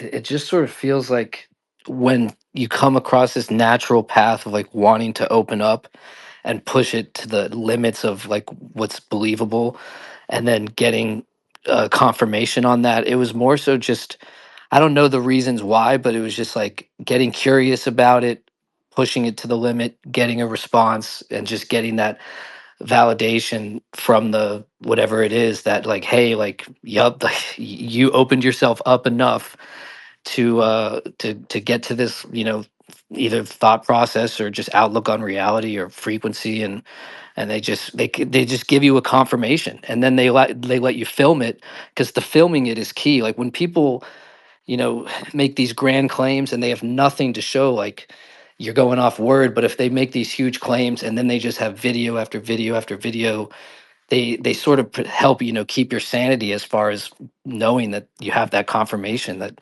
all right, I'm not just seeing this, the camera's picking it up, because there's times where you just doubt it. It's like this isn't happening. Like how could this even be a thing? But do you think it's like a good, like, I don't know if you could judge it whether it's good or bad. Do you think it's a good or a bad thing? Does it help you in your daily life? Like, do you feel you're growing from this experience kind of Somewhat, thing? like things are picking up in the personal life, and um gives you more of just a positive outlook, and you start I heard this line where like you start seeing strangers as friends rather than enemies, because this world, like, you can get cultivated into a mindset where you are driving down the street and like you just see potential enemies and potential threats. But when you kind of flip it and just see everyone as a just like a potential friend, like a potential um just a fellow, just a fellow human, like I don't know, like it gives you this I feel like a more of a positive impact. Just the outlook on life, like I can't even kill a bug, like it's there's definitely So it positives. does change you. It does change you, like vibrationally, consciously, that sort of way. I feel like, yeah, and and it's just there's this sort of bummer but also nice thing where you realize that this thing is always around. Like it could be consciousness itself, and every decision you make down to the smallest detail, like it has an impact, and you just become more conscious of your decisions and how it would impact others, and you just realize, like, kind of like how there's that stigma of God is everywhere. Like these things, like when you form, especially if you form a visual like confirmed connection between you and the orbs, or you and whatever, you start to realize that you're not necessarily always being observed or anything, but they could just every decision you make whenever you do link up with an orb or have a conscious connection, they'll know what you've been up to, and you'll feel kind of shitty about bad decisions you made, and you just But get how more do you know that they reflective. know that? How do you know they know what you've been up to? How do you know that they're like reading you in that sense? Because they're so tapped into your consciousness, it's to another level where you can look into the sky and say please appear, and it'll appear where you're looking and where you're wanting it to appear in that moment of time. The most delayed for me has been like 45 minutes, but just like literally staring into a pocket of sky and asking to have it come, and then it appears. Like that type of connection, like they have, if they're able to do that, they're able to really just know everything about your intentions, and your, because it's responding to your thought that you're putting out. um So have you ever gotten, so do you think you could eventually get them to land and come out of the craft if there are beings in the craft? And do you think that it would be real, like actual beings? I mean, that's the big plan for these groups, and that's the big plan, is they want something to land. So for me personally, like I've had things land not upon asking, like, and not showing itself fully, where the fire orbs, they were hovering around a craft that did light up one time on video. So like I've technically had something land because it was on the ground, and the fire orbs were buzzing around the ground. But it wasn't like me saying please land here. It was just me asking, can you come? And then it came to that extent. Most of the time it's not that crazy, but um, But why haven't you asked it to land? Why haven't you asked it to communicate with you? I've asked it to land in, like, when it's time, when it has its time, and when it can work logistically, where like I'm in the middle of the suburbs where I live. So I'm just thinking, like, if I'm ever out, because I play disc golf, if I'm ever out in the woods and I'm playing disc golf, like please land 100 feet from me, and show yourself. And it probably will never happen, but like for me to ask something to land where I live, like that would be pretty. I mean, that would just be them doing a full fucking disclosure, because it would just be too populated. But they have landed on their own, and it was a translucent thing that did light up one time, where it had a strip of lights illuminate in a pattern, and there was orbs hovering around it, and then the gray beans appeared on video. Um, but that was just all on their own doing. They like fucking knew exactly how to do it, because it was crazy how they were doing it, but nobody was seeing it. But I'm filming it, and it's a 20-minute video. But the fire orbs night, that blew my mind, because it's like you really fucking dropped down here and did this whole thing, and it seemed like they were scanning out the area. And I'm like, you just did that with nobody fucking knowing but me, and I'm filming you, and it's just so crazy. Sorry, I've had a lot of coffee. I'm just trying to figure out the intent, like what the intent it would be to communicate with humans in general. I mean, they could mess with us. It's up to them. We have no power. You make the connection, and then you just ask for love and mercy. Because if they wanted to, they could probably do it. They could do whatever they want, but you just you make the connection through the right intentions, and you just keep the ego, at the door. Like you keep the ego away because everything's sort of a part of the one source. So Right, I'd agree. Did we exhaust you, Jay? Just are you out of questions? No, I mean, I'm trying to figure this out, and I'm trying to ask as delicately as I can. And, not everyone has all the answers that I might want. So, but no, not yet. Yeah, I mean, go ahead, Carolyn. I was going to expand on Jay Joss when you were asking, how did you know? Um, I can't speak for anyone else, but when I am asked that question, well, how did you know X when it comes to my experiences or anything like that?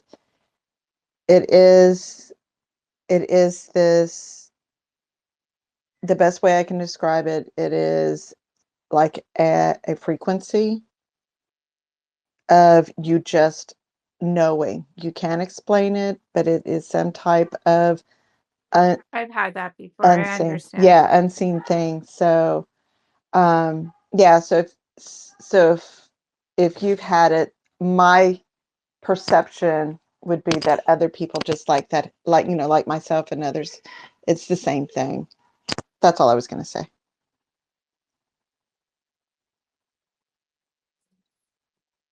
Do we have any hands up, Carolyn? Panama, I see 3. House, and Danielle. Okay, Panama, are you on topic or are you going to the Hornets? What's happening, Panama?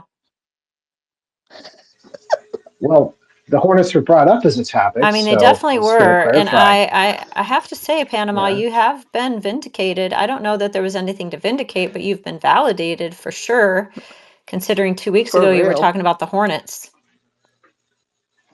Well, the Hornets. Okay, just to recap really quick.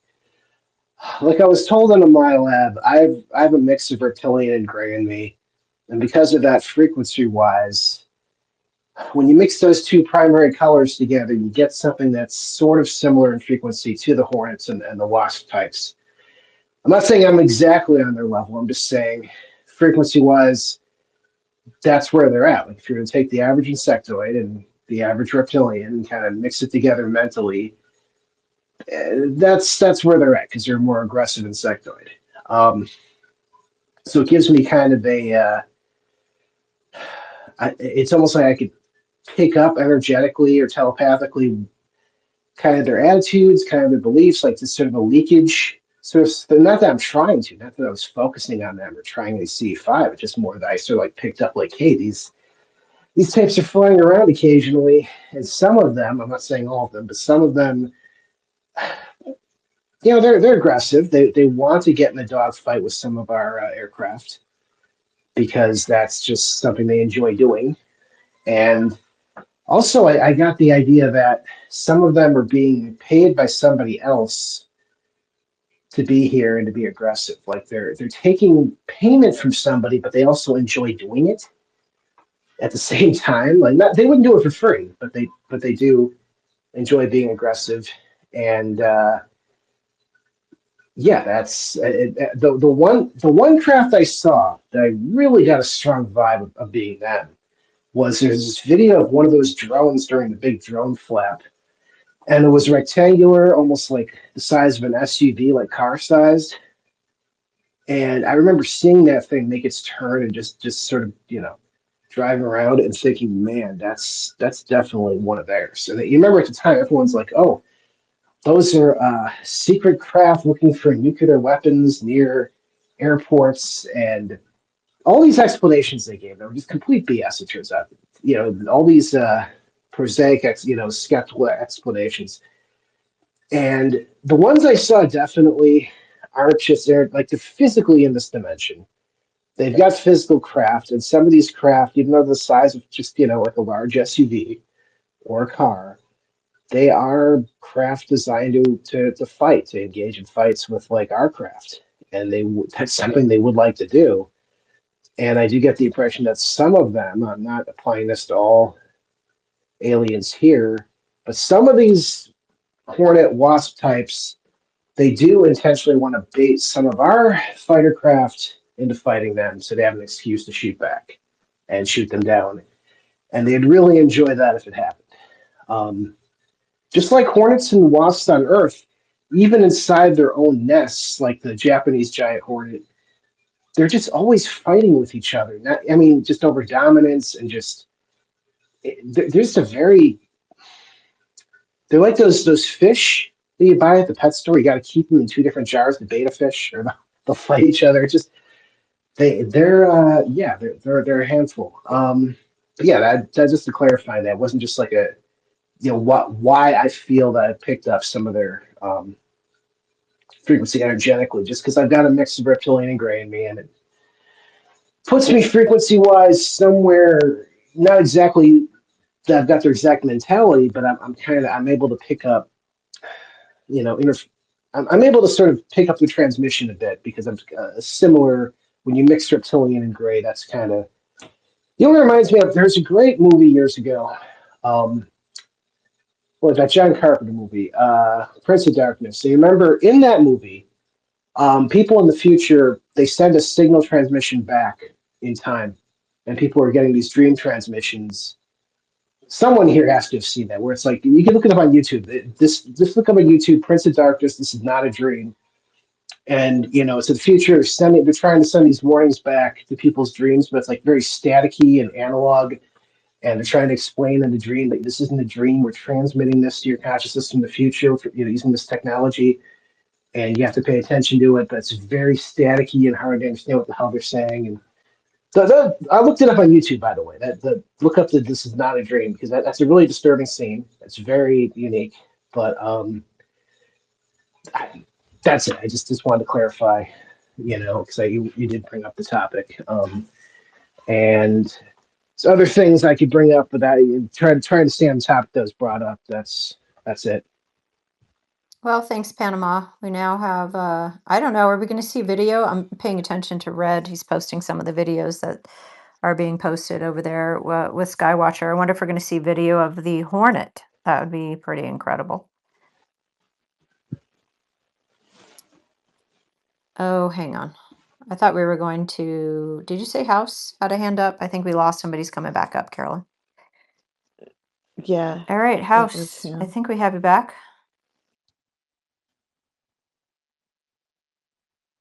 Maybe. Hey, no, yeah, I'm here. Sorry, dropped the phone again.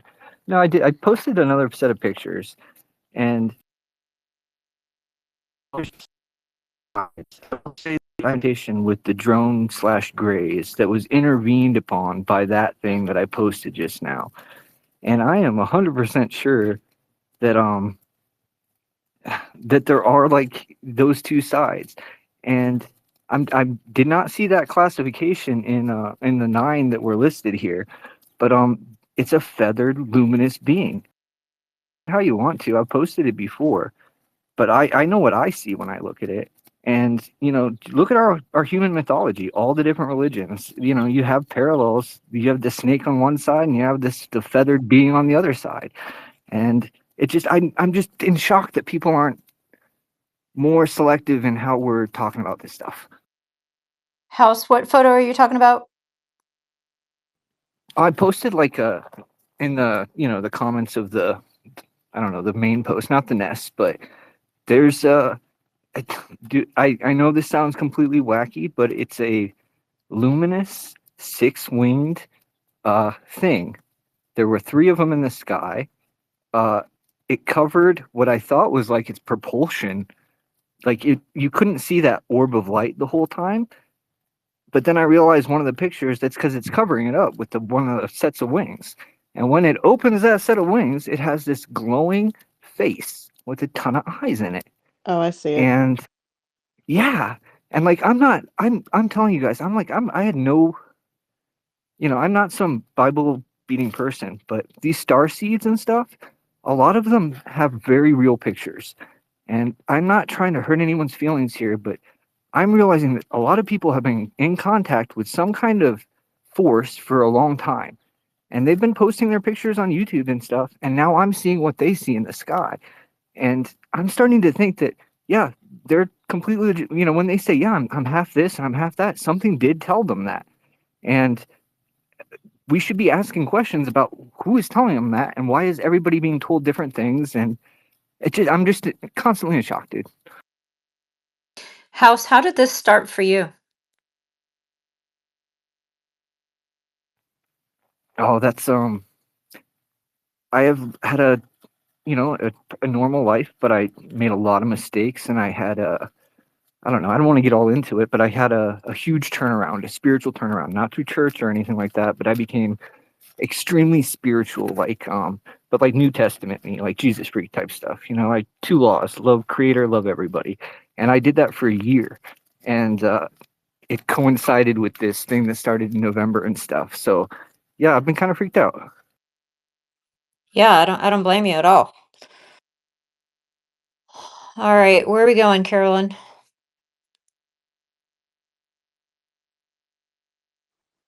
Sorry. Let's see who else. The I only don't hand see I any see up hands is up. I see Danielle's. Okay, let's I've been having my hand up for a while. go Yeah, ahead, Danielle. thank you. I've got a list of things. I'm just questioning. I mentioned when people say summons, this is an incorrect term to use. You invite, and another thing I've got question is what do you feel about extraterrestrial life? What do you feel about hybrids? And there's another one. Personally, I haven't seen any shadow people in my existence, and I myself am a hybrid, and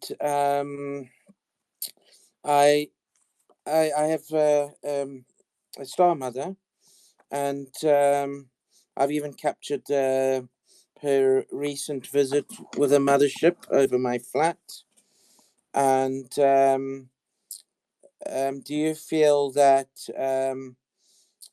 this whole night watch thing is they're trying to aggravate the Star Nation to attack? That's one thing. And also, the reason why the Star Nation is annoying the military is they're trying to tell people to stop the war, and no one seems to be listening. I'm sorry, In Danielle. stopping the Stop war, what? Stop stop the what war, wall? the war. You know, people running around, killing each other, shooting each other with guns. War, Oh, W war. A. Got it, got it, Yeah, got it. yeah, I misheard yeah, you. yeah. So that's why they a bit of a nuisance to the military is because they're trying to tell them to stop the war. Um, yeah. And also, what I was saying is, I've had a traumatic childhood, being born a hybrid. Um, I was treated like a second class citizen. My parents, went soon after I was conceived on the mothership, they turned religious, and they made contact with certain religious organizations to mutilate me, my sex organs, because I was born with both sexes, in order, based on the belief that God, I don't believe in God, but they say that God is only supposed to create two sexes, and I was also I had exorcisms. I've been treated as being part demon, and this is why I am a bit upset with the whole Bledsoe thing.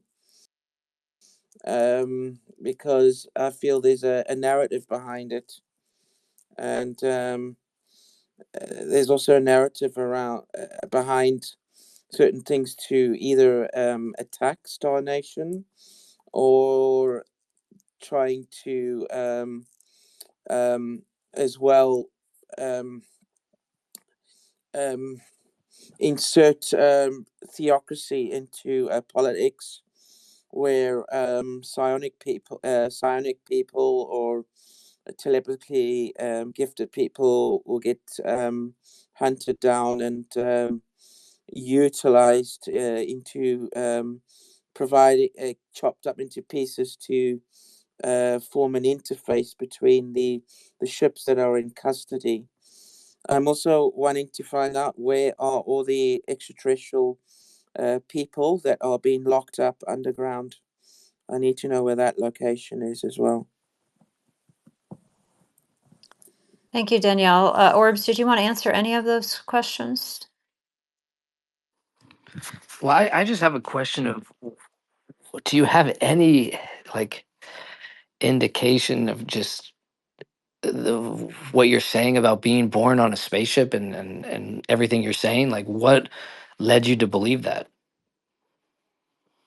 Wasn't born on a spaceship. I was conceived on a spaceship. What actually happened is, my Earth mother and father were traveling in the Drakensberg Mountains, and it was misty, and they got lost, and they were wanting to go to the Holiday Inn, so they got picked up by a mothership, and um, my star mother fused her egg with my Earth mother's egg, and then fertilized with my Earth father's sperm, and that fertilized fused egg was inserted into my mother's womb. And they told you this? My star mother told me when she came and visited me when I was 11 years old. She showed the holograms in my bedroom. What? That's a lot. That's a lot. And your parents have no recollection They when you brought up believe the it was. holograms? Um, they didn't. When I was younger, I didn't know it was a hologram. So I, my parents were Like, did you very say like I religious. I had a could. dream that you guys were on a spaceship? And did they ever like ever acknowledge that there's a potential for it to be true, or did they just say no? Like, that's insane. They just said no. It's their first thought was angels because they only saw certain images and and when my star mother came and visited me, she told me the whole thing and showed me the holograms. She even showed me a hologram of the future, where if World War III happens, everything dies. Everything, it's like everything burns. Um, I screamed when I saw this. It was like being in a holodeck on the Star Trek Enterprise. Um, I screamed, and then my mother came, tried to come into the room, but the door was locked, and the star mother locked the door, and then my star mother says, I have to go. I'll see you again another time." And then she left, walked through the window. She left her footprints on the flower bed, and managed to make casts of it. But when I started doing art, from what I learned about the culture and everything on the planet, my mother thought she was a demon because it was very, let's say that the culture is very like different from here, and what they do, it doesn't isn't kosher to like Christianity and things like that. So she confiscated the footprints, and I was very upset. Um, but recently, I told my mother everything, and she's we split apart. And I just she says now that explains. I don't get why they would show an 11-year-old holograms of his own conception that's so far out of reality. It's just, it seems like they just were fucking with you. Like, that's because like, why would they No, do that? Like, that can't lead to no, anything too good. no. She was trying to tell me that I'm her other mother. that's tough. I don't know. I mean, it could be beautiful for you, whatever you want it to Well, be. she since But since that, to since me, my that Earth from my mother is, perspective, I'm like, you know, okay, that's a okay, lot. my Earth mother mutilated my 6 organs. She beat me with a hockey stick. My dad also beat me with a hockey stick. I was locked up in my room. I was Oh, this is interesting. This I had could be. exorcisms. This does give, just from like a skeptic point of view, that gives full motivation of having this ideology, ideology of or just like having this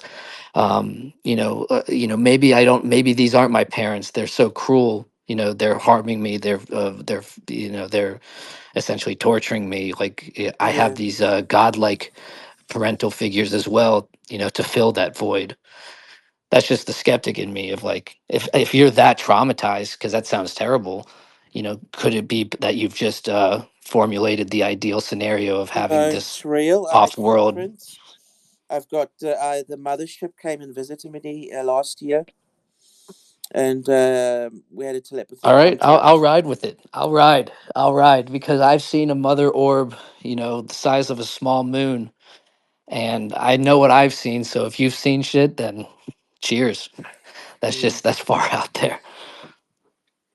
Yeah, that's why I'm very much in with the embassy project, because my star mother's behind me with it, and she says she wants to meet me when the extraterrestrials land. We're doing first contact, and then I complete my promises, and then I go home, off world.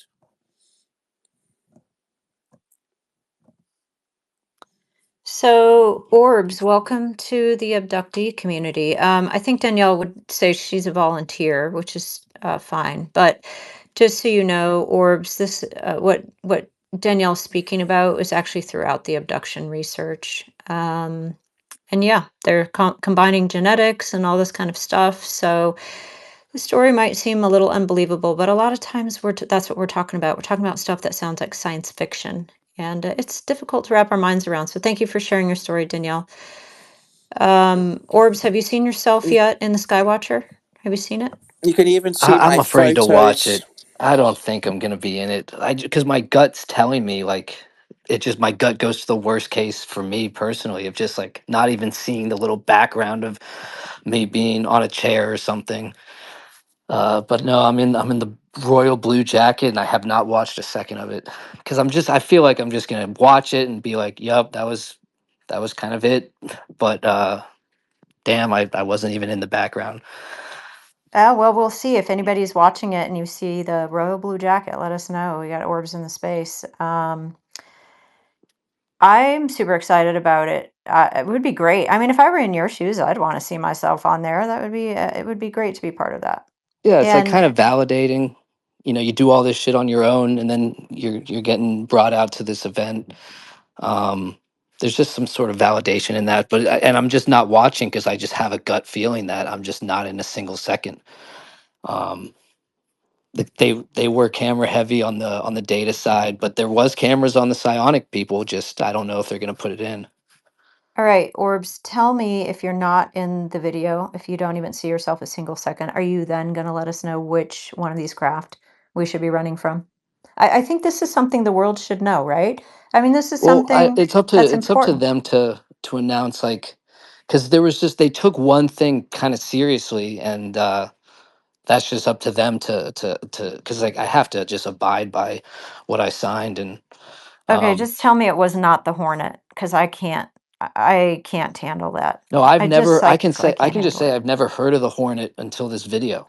Oh, I thank didn't really get God. like the Okay, full that's good breakdown news. of That's good news. classifications, and yeah, I haven't heard of the Hornet, but um I gotta be in there for at least a half second. Like, come on, like royal blue jacket, about 5'7", small dude in the group. They gotta have me on there. They got it. Okay, did you wear the jacket on purpose so that we could see you?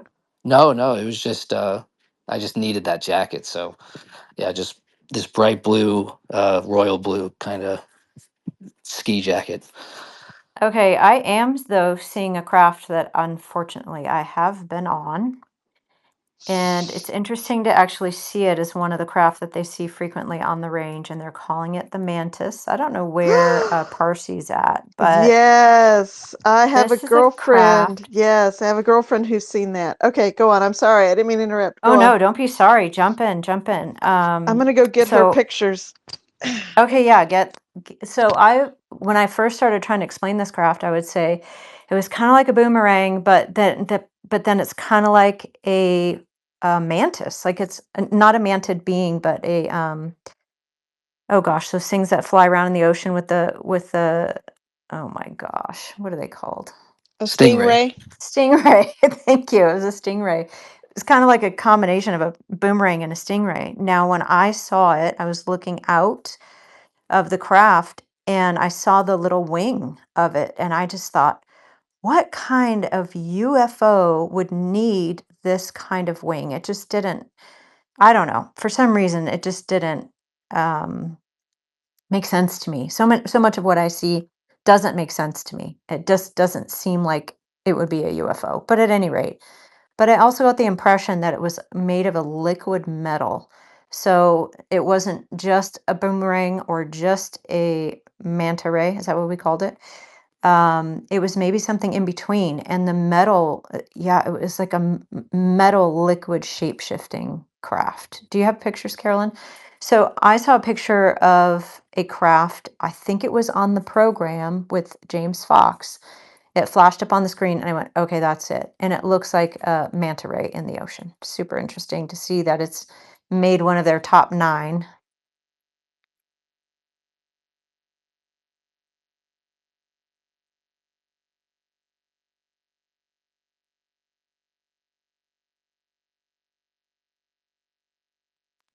I'm trying to see what they call it. I'm watching it right now. Oh, they're calling it a His manta ray. Are his you seeing opening yourself, Okay. Orbs? monologue.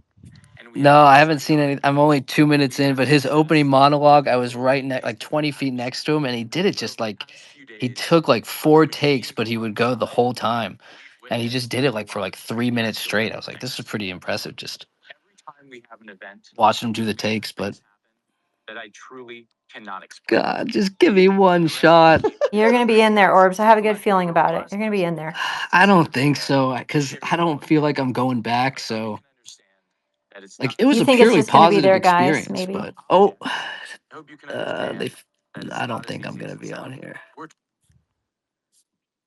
Why do you think you're not going back? I don't know. I don't think they need me.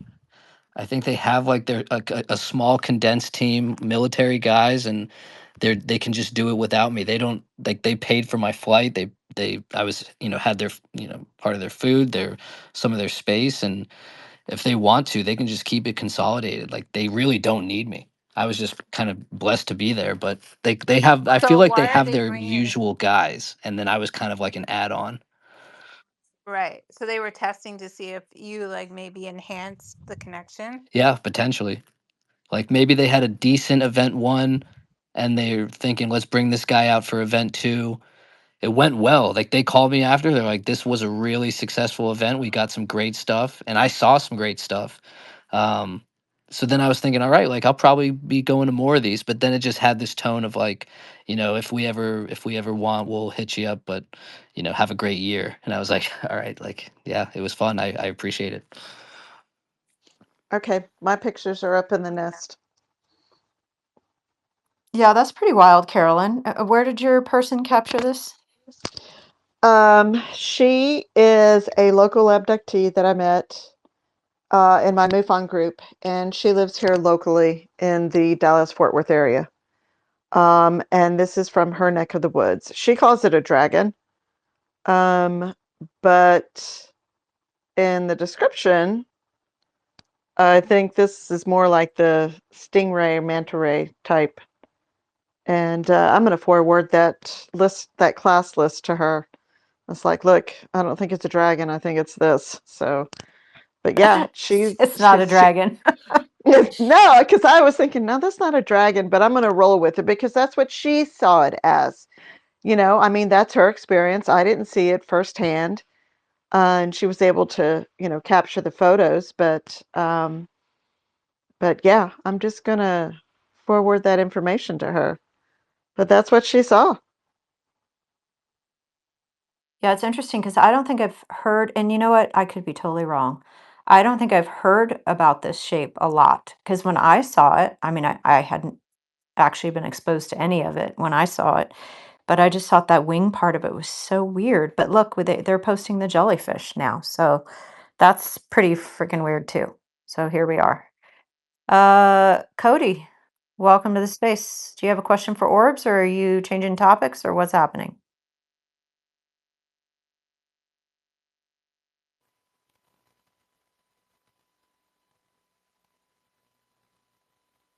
I cannot hear Cody if Cody's speaking. I can't hear Cody either. He's not speaking. His mic was on. All right. Jonathan, did you have a hand up, Jonathan? Yeah, I did. Thanks, guys. Can you hear me? Yep. Okay, cool. So I've finished watching this episode, and I think somebody was asking, maybe it was Fringe, which was the hostile one of the 9 classes, and they said it was 7, if I'm not mistaken, which I believe was the jellyfish one. And you know, I just have to vent real quick. It's like, how did I know? How did I know I was gonna have better footage than Okay, Skywatcher? okay. How Wait did a I minute, know? Jonathan. Wait a minute. Wait a minute. Yeah. We need to Okay. first, before we talk about your footage, we need to talk about the hostile. And you're saying that they mentioned it was the jellyfish shape. Is Orbs able to confirm or deny, or are we still not able to do that, Orbs? Wait, what was said? Go ahead, Jonathan. Can you speak about what they said was the hostile? Well, I don't know if that's the exact word they meant or said, but they probably did use that word at least once. And they were saying that the jellyfish, if I'm not mistaken, I believe they said it was the 7th class, and if I'm not mistaken, it was the jellyfish to be the 7th class that was interfering when when the psionics were summoning or connecting with other classes. That it was basically interfering, not doing anything like directly like aggressive in nature, but just interfering to muddy up their like connection or whatever. Okay, so So nothing you would be running from, though. Did they insinuate that at all? nothing like that. Not as of yet. I'm sure they're going to say that very soon, but they haven't said that. They haven't gotten there yet. Yeah, whatever they say in the video on it is what they'll say. I just don't want to talk about what they don't want to, or what I feel like they'll. It's on their. It's like on their timeline of what they want to say on the jelly. All right, thanks, Orbs. All right, Jonathan, go ahead. I'm watching it now. That we'll see. Yeah, well, it's nice to meet you, Orbs. My name's Jonathan, obviously, Nice to meet you. and I was supposed to be out there with you guys. I probably would have met you in Another person J name. if There I was a didn't lot of get. J's out there. That's wild. Like Interesting. there you'd have been, I think, the 5th J, or but yeah, no, it was really cool. It was a great setup. It's exactly what you see on the video. I'm really bummed out because I just have this knowing that I'm not going to be on video. And he kept saying, he's like, if you're not comfortable, like, you won't be on camera. I know that you're anonymous on X. And I'm just like, I'd like to be in a background shot or two just so I can be on it. And I feel like Well, I'm in for some disappointment. yeah, I think you're right on the money there. I think that you and myself, excuse me, you and myself were just stage ornaments. And my so this is my big fear with Skywatcher, and I'll make it quick because I'm not going to try and hijack the space. But like when they contacted me, and the reason why the relationship broke down was because when I asked them what their thoughts were about the drone situation up and down the East Coast, they said verbatim, word for word, and I have the text correspondence, that they do not believe the drones in New Jersey to be alien or NHI. Then months later, I spoke with Fred Baker on Twitter, and he says the vast, vast, vast majority were misidentified airplanes and commercial regulated, FAA regulated drones. And then he said there was a very small number of anomalous, activity, and that's unacceptable. And then a few nights ago, if you guys saw the recent Jake Barber interview with Ross Coulthart, and essentially a handler, like he was the PR guy, Jake doesn't mention a word about misidentified airplanes or FAA regulated drones. He says, yeah, there was some real stuff out there, you know? And so then Ross Coulthart, and bless his freaking heart, he is a hero among heroes, if you ask my opinion, as far as a UFO journalist is concerned. He goes, is Skywatcher willing to investigate this drone phenomenon, which is essentially UFOs being misrepresented as drones? And what Jake Barber says, and I can basically recall it verbatim, word for word, he goes, well, Skywatcher has to get sleep. We have to brush our teeth and get the mail. We just don't have time for that. So essentially what he suggests is that they only have time for whatever's above the private range in California. With that said, if what was said tonight in Skywatcher 2, episode 2, the host of the show says arrogantly, that the drones in New Jersey were just airplanes, and anyone can see that with their own eyes. Now, if you're gonna, it's like the deception is palpable, and the reaction I have is visceral, because also with the machine gun they posted in the trailer, right? Ross Coulthart brought that up as well. He says, "Why did you post a video of a machine gun?" And before I get to Jake Barber's response, there was a um, a statement released about a week and a half prior, specifically speaking about that machine gun. And they said, and I quote, we have that as means for protection as this phenomenon is unpredictable. That is word for word, that the phenomenon is unpredictable. You know what Jake Barber said in the Ross Coulthart interview? He goes, oh, well, that machine gun is definitely not for the NHI, because that would be like bringing a knife to a gunfight. So we're hearing deception after walkback after deception. And so to finally come back to what my original point is, how the hell does little old me and tens of thousands of people across the world on TikTok have video footage and photos that are infinitely better than what Skywatcher has? How is that possible? And they want to talk about having psionic assets there. Why do I have over 20 videos, perhaps 30 videos now, where I speak to these quote unquote drones and I say, if you can hear me, respond with lights, and I get a response every single time, and I posted every video on that? They have none of that. So I want to know what the hell is going on with Skywatcher. I'm terrified of them, and I think they are the precursor to the most dangerous game the U.S. government has ever played. Thanks, guys. Jonathan, just to clarify, what precursor to what? You think you looking for a false flag? What are you looking at? 100% false flag. Yeah, And because you the think they're pillar. a part of it, or do you think they would be unsuspecting part of it? I think especially the psionic assets like orbs, for instance, and any other asset that was recruited, they're just an ornament for the stage. They are good-hearted, good-natured people that have no idea what's going on. Then you have the heads like Fred Baker and Jake Barber. I don't honestly know. I don't honestly know, but they would have to be like basically like MK Ultra to an extent, to where they would be missing such fanatical, obvious deceptions. Like for them not to notice that they are being pawned and used to be deceptive.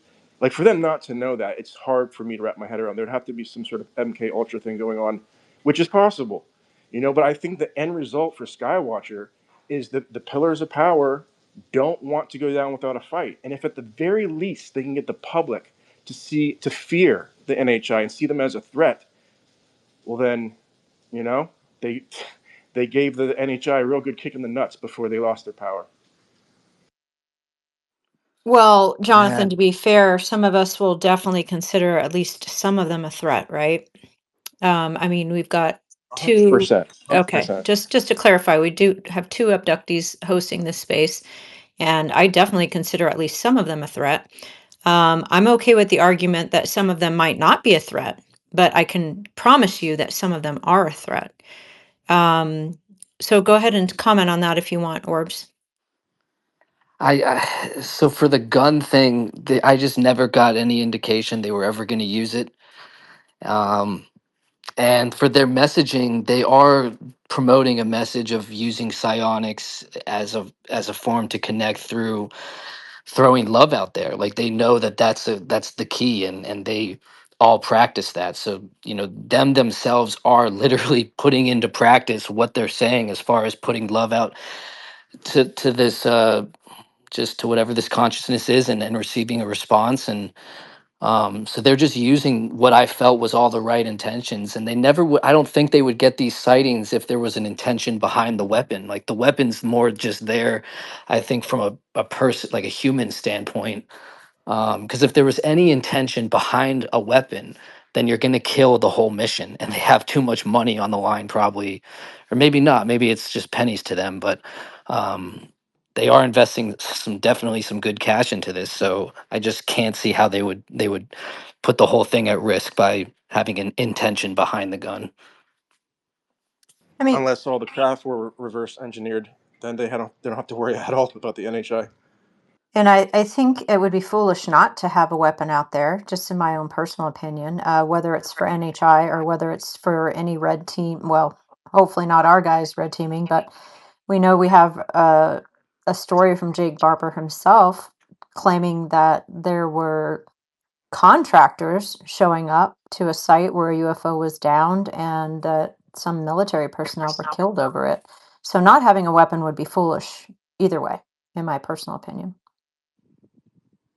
Yeah, they were just there to have, but I don't think they were ever there for the NHI. And um, I see Well, they myself did at specifically 5 minutes say and that 27 that's what. seconds. I see the brim of my hat. Sweet!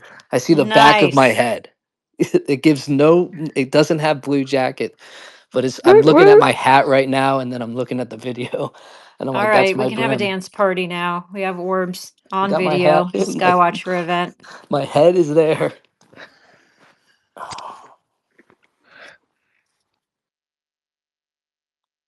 Are you going to grab a screenshot of that, orbs, and post it? Jonathan, you can follow up on that if you want to. Well, I just do want to note that, like, even though that may be Orbs' sentiment, and it probably would have been mine too if I was there with him, because they were probably very loving, kind, accommodating. Um, I've heard stories through the grapevine about how accommodating they really were, but I do want to make it very clear, and you can go to their statement. It's on their site. It says we have that machine gun because the phenomenon is unpredictable. It's a statement, and it's written. So Okay, so you're trying to at say some that point they you have to walked say, that like, back? Is that what the concern was? They walked that back on video? well, yeah, but that's not just the only. They've been walking everything back, like everything they basically have been stated. Because even in the Jake Barber recent interview, when Ross Coulthard says, "So are you guys going to get the alien craft to land?" And Jake, the beginning was, "We are going to get a craft to land." That was their original statement. Now Jake says, "Well, we sure hope to. We would like to. We don't know though. Honestly, Jake. Honestly, Ross, we don't know if we can, but we like to." I mean, it's just everything that's come out of them has been a walkback, all of it. So it's just very upsetting. Very upsetting. Maybe they just have very high expectations, and as they're going along, they're realizing that this isn't quite possible yet. I mean, not defending them, I'm just playing devil's advocate here.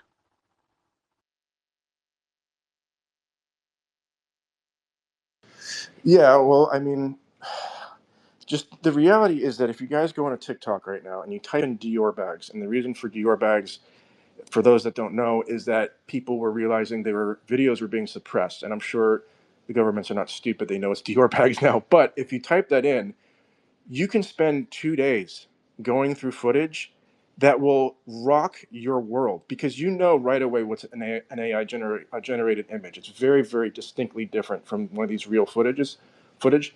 And I implore everyone to go on TikTok if you haven't yet and type into your bags and just look at the content there. And then go to Skywatcher's second episode and look at the content there and just do the math yourself.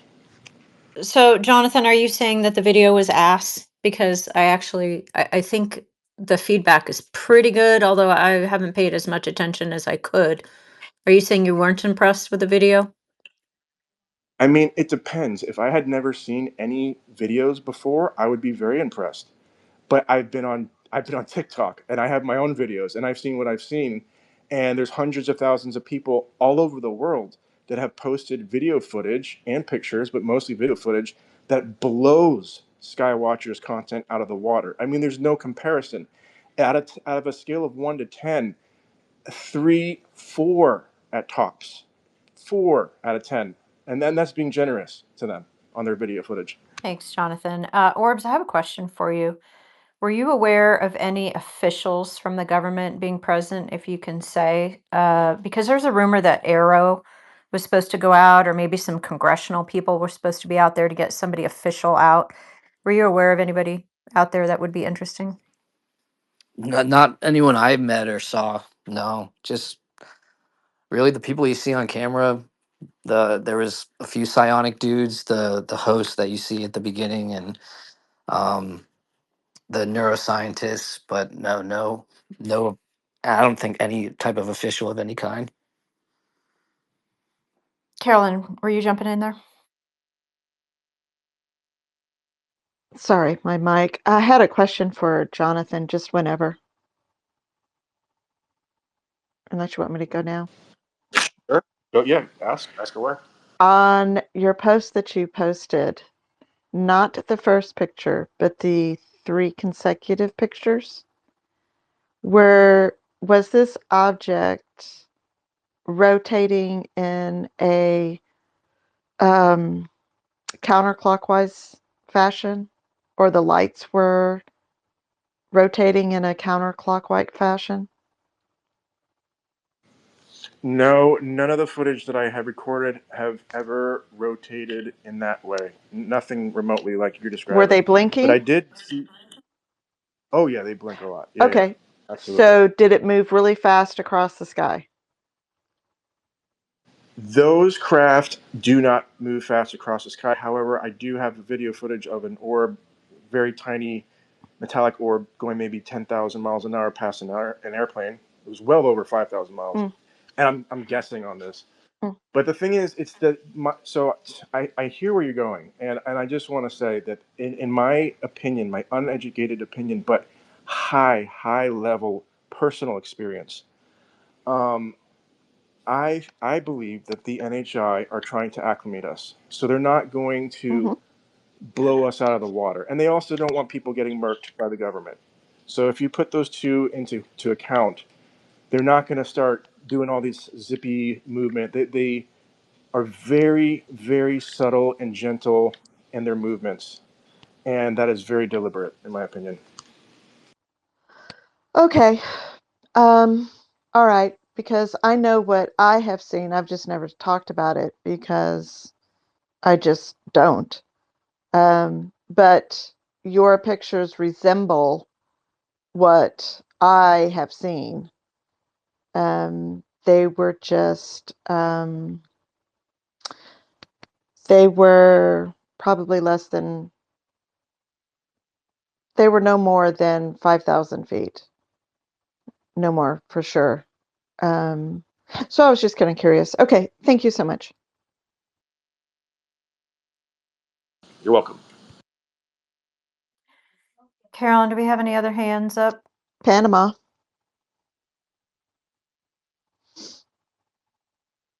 Yeah, sorry.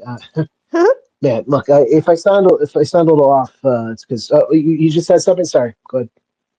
No, I was laughing. Sorry.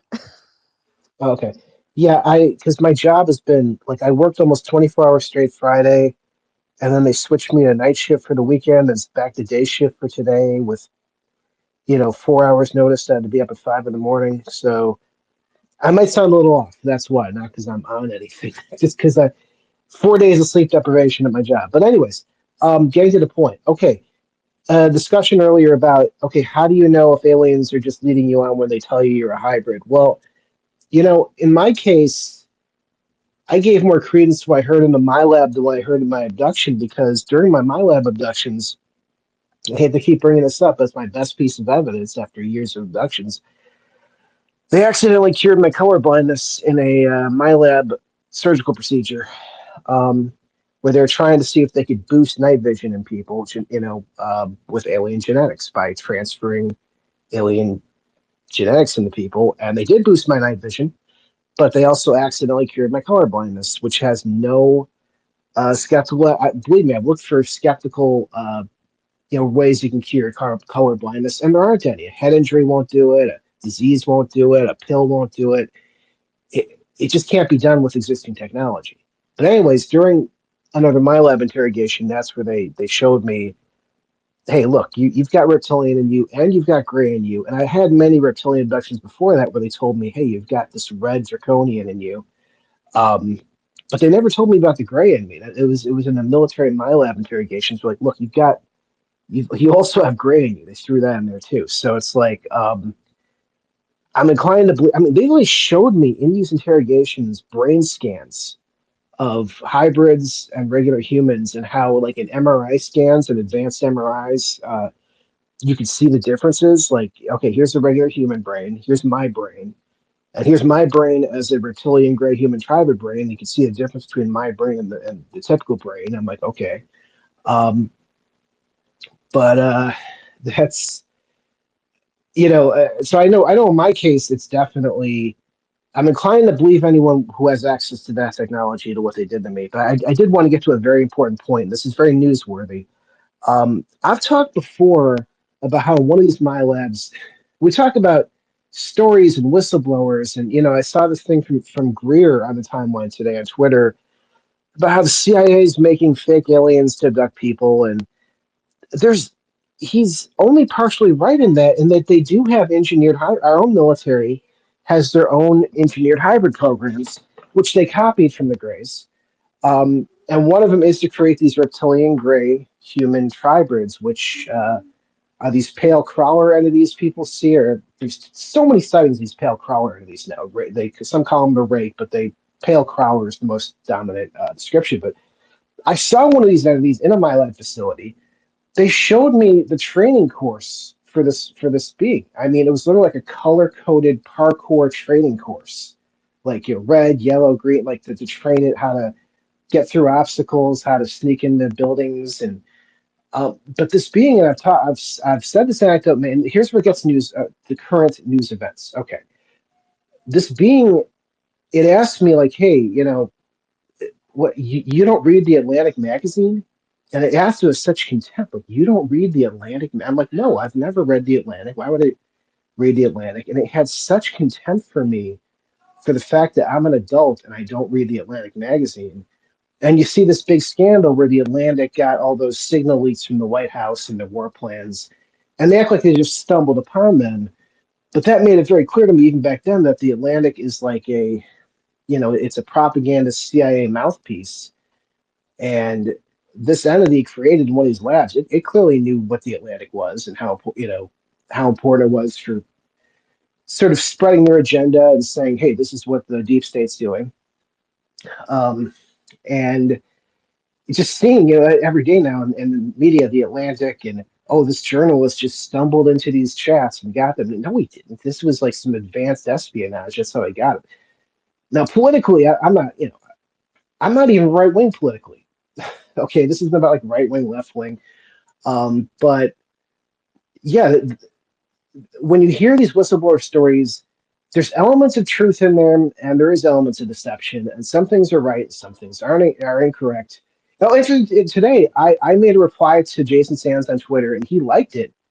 And I was talking about how, okay, he there's a clip of Jason Sands floating around where he's like, I think it was on Rogan or somewhere where he's like, they don't want to talk about reptilians. Like when you bring that up in a lot of military circles, they immediately shush it, don't want to talk about it. And my perspective on that, based on what I was told in a MyLab, is that our military doesn't see the reptilians as a big threat because socially they're very feudalistic and very competitive with each other. So we don't see them as much of a cultural disruption as we do the more insectoid, gray types and mad types, because they're more collectivist, and we see that as a very big threat to our culture. Whereas the reptilians, I mean, they're basically big roosters. They're very feudalistic. I mean, hell, some of the big draconians, when they get mad, they'll hop up and down just like an angry rooster. A lot of people have seen that. Um, But since they're so feudalistic and naturally like that with each other, and on top of that, my second point was the reptilians outside of very close range combat, like very like within like 50, 25 yards, they're not that much better than regular human infantry. 50 yards, 100 yards, 200 yards. They just don't have some huge advantage like they would in some movie or some comic book film. And that's so our military just doesn't see them as like they're a threat. You know, they're like another hostile country, but they're not like a major worry for them because of that. They see them as like, well, you could always, in the worst case scenario, cut a deal with some of them to fight the other ones if you had to. You know, you can always pay off Reptilian A to kill Reptilian B, if which is true because like I said, they are very. Whenever people talk about the Draconian Empire, I'm like, if that does exist, it's very loose because I know from my own reptilian experiences and a lot of people's other reptilian experiences, they just cannot turn off that the fact that they are like big roosters. They're very feudalistic. They're always fighting. They're always fighting each other. Um, they're not as bad as the Hornets, but the Hornets are actually a little worse in that sense. But yeah, it just I'm sorry to throw all these things out there, but the Atlantic. You keep hearing about the Atlantic in the news. And I think it's interesting that Jason Sands liked that tweet I sent. So some point I made in there about the reptilians, not being that much more effective in infantry, or the fact that culturally our military does not see them as a major disruptive threat as they do the Greys and the insectoids. Because let's be honest, the Greys and the insectoids, they're I wouldn't call them communistic, but they're definitely like, to the left of like Swedish socialism. Yeah. So uh, those are the points I want to make.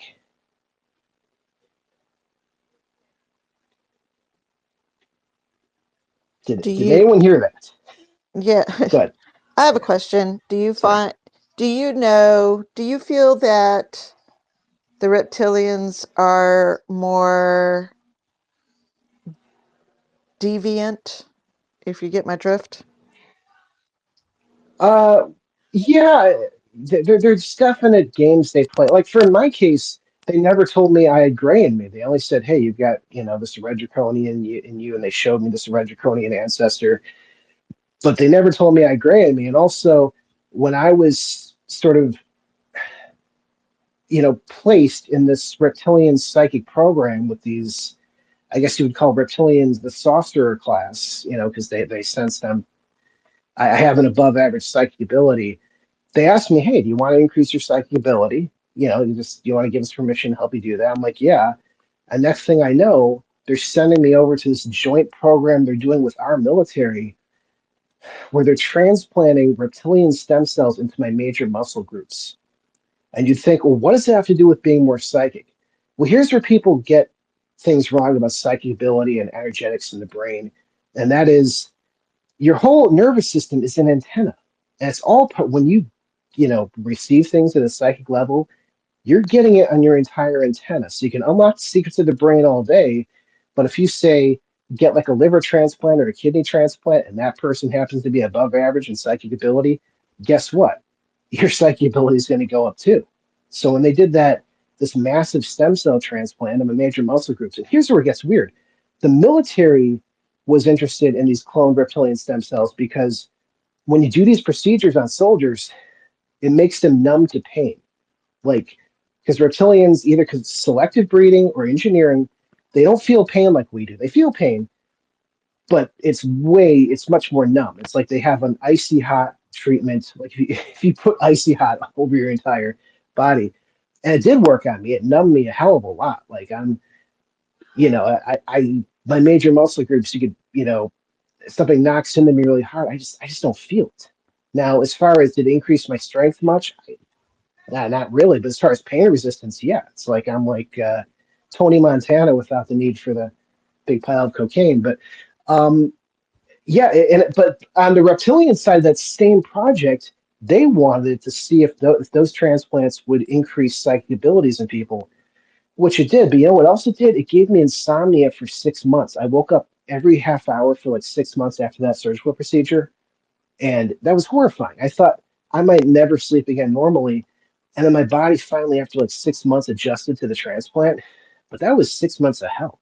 It was not worth waking up every 30 minutes. It was horrible. I mean, first of all, you wake up in the surgical procedure and you're cut open and they're putting these thin green sheets that look like breast strips, but they're putting them on your major muscle groups.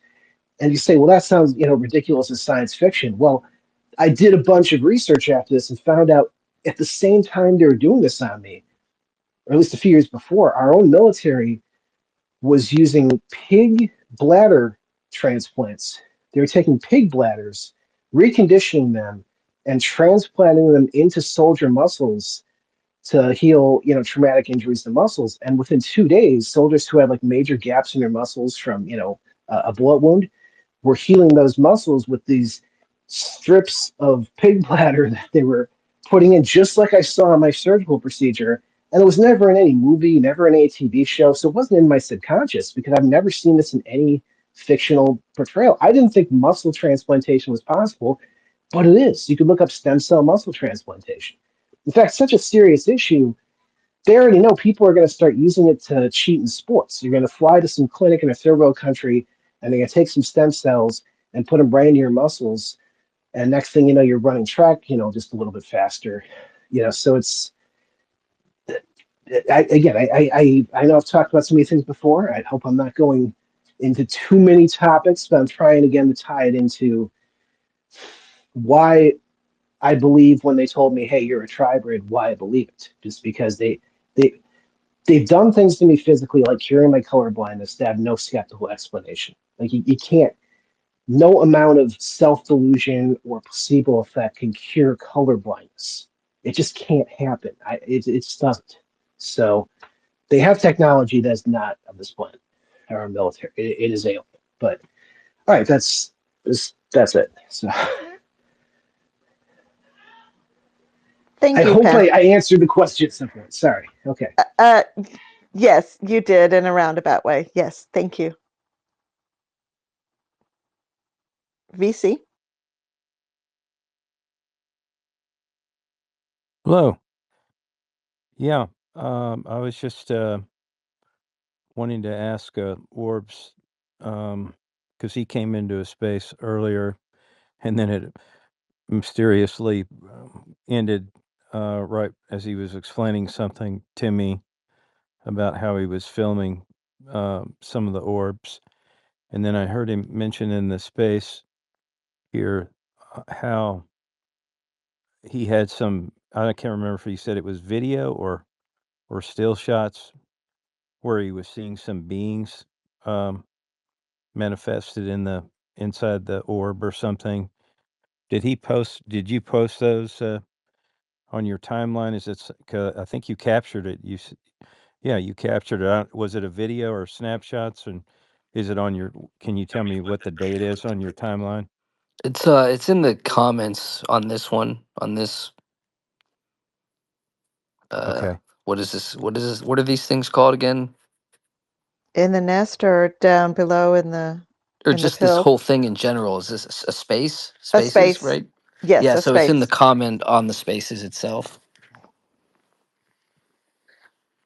Great. Thanks.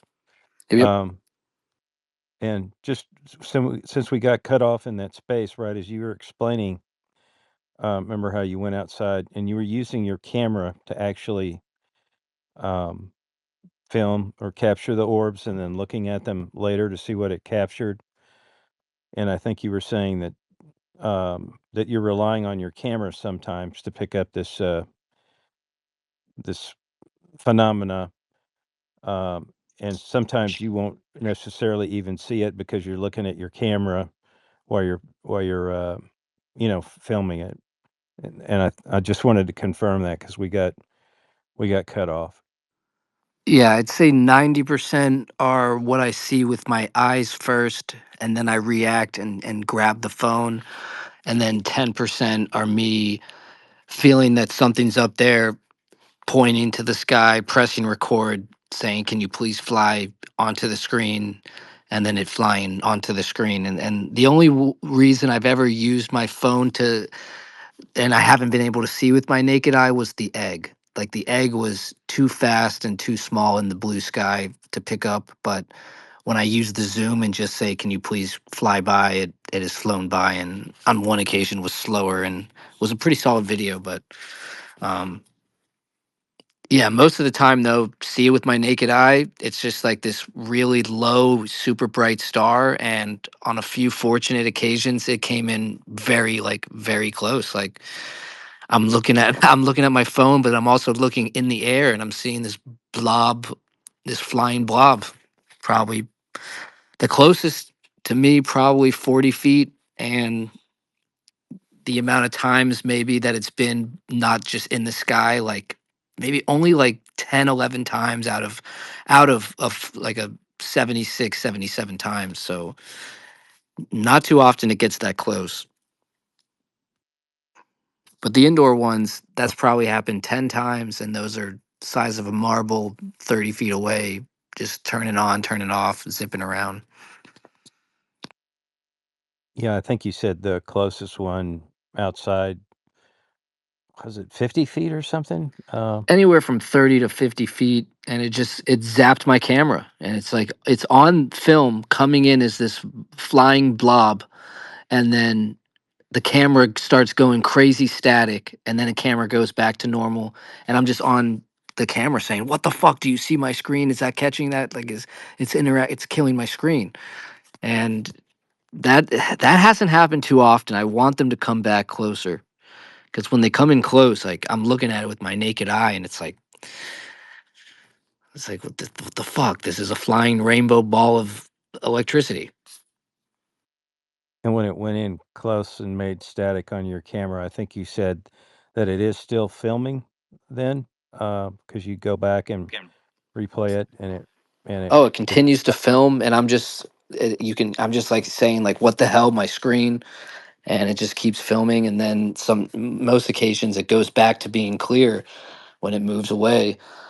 But there was a time where I was taking a video, Snapchat. I was just Snapchatting my friend talking about this, and I was talking about Lou Elizondo, and I'm pointing my phone to the computer screen, saying like, "This guy Lou, he has spoken about orbs at his residence, like." And he was just like doing this interview about the New Jersey drones, and all of a sudden my phone just starts going haywire, and I'm just sitting there like what the fuck? My phone's going crazy. Like what the fuck? And then an hour later, you can see it time stamped. I'm taking a video of orbs out there, and it's just like, all right, it zaps them. It just probably picked up that I was, really talking about it and sending a video about it. And even just there was a time where I was just speaking about it and then sending a video to my friends, and while I'm filming, it'll just start zapping and just start zapping away.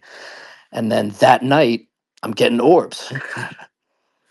Yep. I guess what I was getting at, I'm not sure if you followed, but um, I don't know. It wasn't that many times that it zapped your phone and it sort of got staticky. I mean, can you recount about how many times that happened?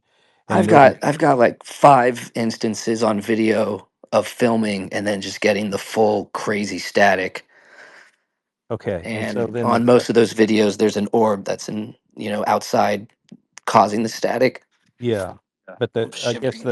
the question is, I guess what I'm trying to get to understand, um, and I think you'll get what I'm asking is, so when the static would come, and you play back the video, is there static on the video, or is there an interruption, like the thing, blocks out the video for a short time because the static destroyed the picture? You get what I'm saying? Yeah, the video continues to roll seamlessly, and the entire screen is filled with these colorful static lines. And then if it moves away, it goes back to a clear video, and it all can just continue to roll. But then sometimes you'll get these crazy like color effects where where the camera's picking up an entire illumination of green, and it's not something that makes any sense. Um, there's one time, the night of the mother orb, I was running around my place with each room having this crazy static electricity, and then I'd go to the window and I'm filming this mother orb outside the size of a small moon, and it's just like all there on video of me looking at the like looking at this huge orb, then going back and seeing a room full of just static color, and then it cuts, to just me showing like the room then just becomes normal again. It's just like, what the fuck. So at the top of your timeline, yeah, you show that orb that you I don't know, you said you filmed it for many minutes, maybe it was 20 or something, but it seemed to fade out, some in the sense that it's as if clouds were just passing in front of it. I mean, is this an orb that was behind the clouds? Because it's as if some cloud drift comes over it at times and then it just blanks out and comes back. So I don't know if that's editing, but was it a cloudy night or was it just crystal clear? Well, nothing's ever edited. I just take the video and I just post it. I don't have, and the most editing I'll do is on my TikTok where I'll put a song behind it or something. But um, if it's the fire orb you're talking about, it's flashing around, and it's also just like weaving around like tree branches. Tree branches are in front. Then it'll come in and be like this Dragon Ball Z fireball, but then it'll beam in closer and just sort of be like this flat fire circle, and there was barely any zoom happening. I'm just standing still and it's coming closer and moving away, closer, moving away. And anytime it would come in closer on camera, it was picking it up as this crazy lava circle. And then when it would move away, it would then take a form of like a flying fireball. And so it has like some weird, you get both angles of like this two-dimensional circle of fire, but then also a raw fireball itself. And I'm just like, what the fuck's going on? And then I'm looking up, and there's this solitary white orb above the three fire orbs, and it's just hanging up there. And I'm filming the white orb, and then I'm going back down, and the white orb would get in close, and it has like this gray core, this gray inner core with rainbow plasma, and I'm just filming it, and I'm just like going up and down, sky orb, ground orb. Yeah, so when it would go in and out close like that, and you're saying maybe the trees or the things like that, where the foliage or something was causing it to sort of maybe fade in and out. This is something that definitely was um, not up high in the sky and where clouds could come over it. I guess that's what I'm getting at, just to judge some idea of distance. Was it? And do you remember if it was a cloudy night?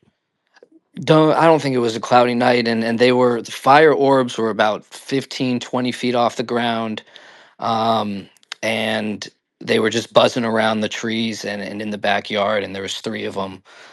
And I have video of them kind of at the like originally coming in, and they're a little bit smaller, and they're just these balls of light that are flying around, and then then one of them just beamed in close, and it was just like right there, and it just looks like this like pure lava circle. It was, and I'm just and but to the human eye, it also looked somewhat two dimensional. It doesn't make any sense, but I'm looking up and down from my phone, and when it would beam in closer, it was like this. Oh, it's so sick, but it's like this like it just beams, and it's this two-dimensional circle of moving glow air and stuff with some substance.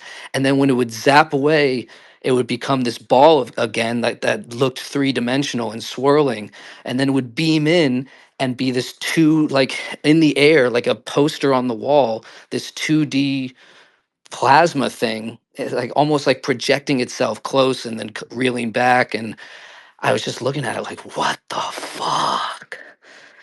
Okay, I got a really cool idea for you. All right, because this will answer some questions that I have about the phenomenon, and a lot of other people would too that are interested in optics and witness accounts. Is if you could get somebody with a different model cell phone camera, or or if they got even a better camera, like just a real camera that's not a cell phone, and a friend, or whatever. And then when these, and if you could get them interested in it or something, get them to you bring in the orbs and then have them photograph the orbs with their camera or whatever and see if they see the same things and if it records the same way. That would be fascinating. And if you can't do that with a friend or something, then try to find somebody with a high quality camera or whatever and place it at like maybe on I don't know, a tripod or something if you don't have somebody there, or I guess you could hold it with one hand and the other and try to film at the same time when these things come in, because that would answer a whole lot of questions that people would have about what's really going on when you're just seeing these things by yourself. And I think you said you had an iPhone 16. That would be really significant if you could replicate this with another eyewitness and other equipment, or just two pieces, that you hold in your left, right. But anyway, what do you think about that idea? Yeah, I agree. I have a buddy staying with me because he's going to a wedding. And he's from out of state. He's like, he knows about the orbs, and maybe that's a good idea. Just have him film with his phone, and hopefully maybe he has a camera. And I'm just probably gonna have to bite the bullet and get a camera. But yeah, there's been times where I'll look through the binoculars and just see like this incredible.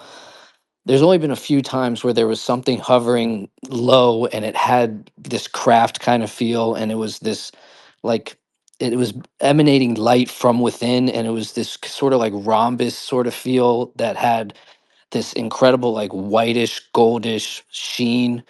And I'm looking through the binoculars like, holy shit, like this is it, like this is out of a movie. And then I take out my phone and it's just doesn't do it justice. And I have a decent video of what I'm talking about where there's these three like golden white orbs in a way, and they would just shapeshift and they'd become two orbs and then become three and then become one solid sort of rhombus.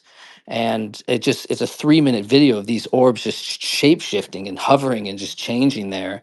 And I'm looking through the binoculars, I'm just like, this is incredible. But on the phone it's like, you're right, it's just it ain't it. Yeah.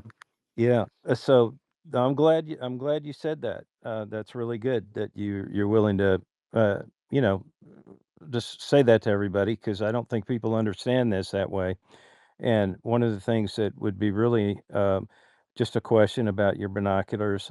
Those are just standard optical binoculars, and can you manually focus them, or are they just, in other words, you tune the focus by your finger, and they're just regular optical binoculars?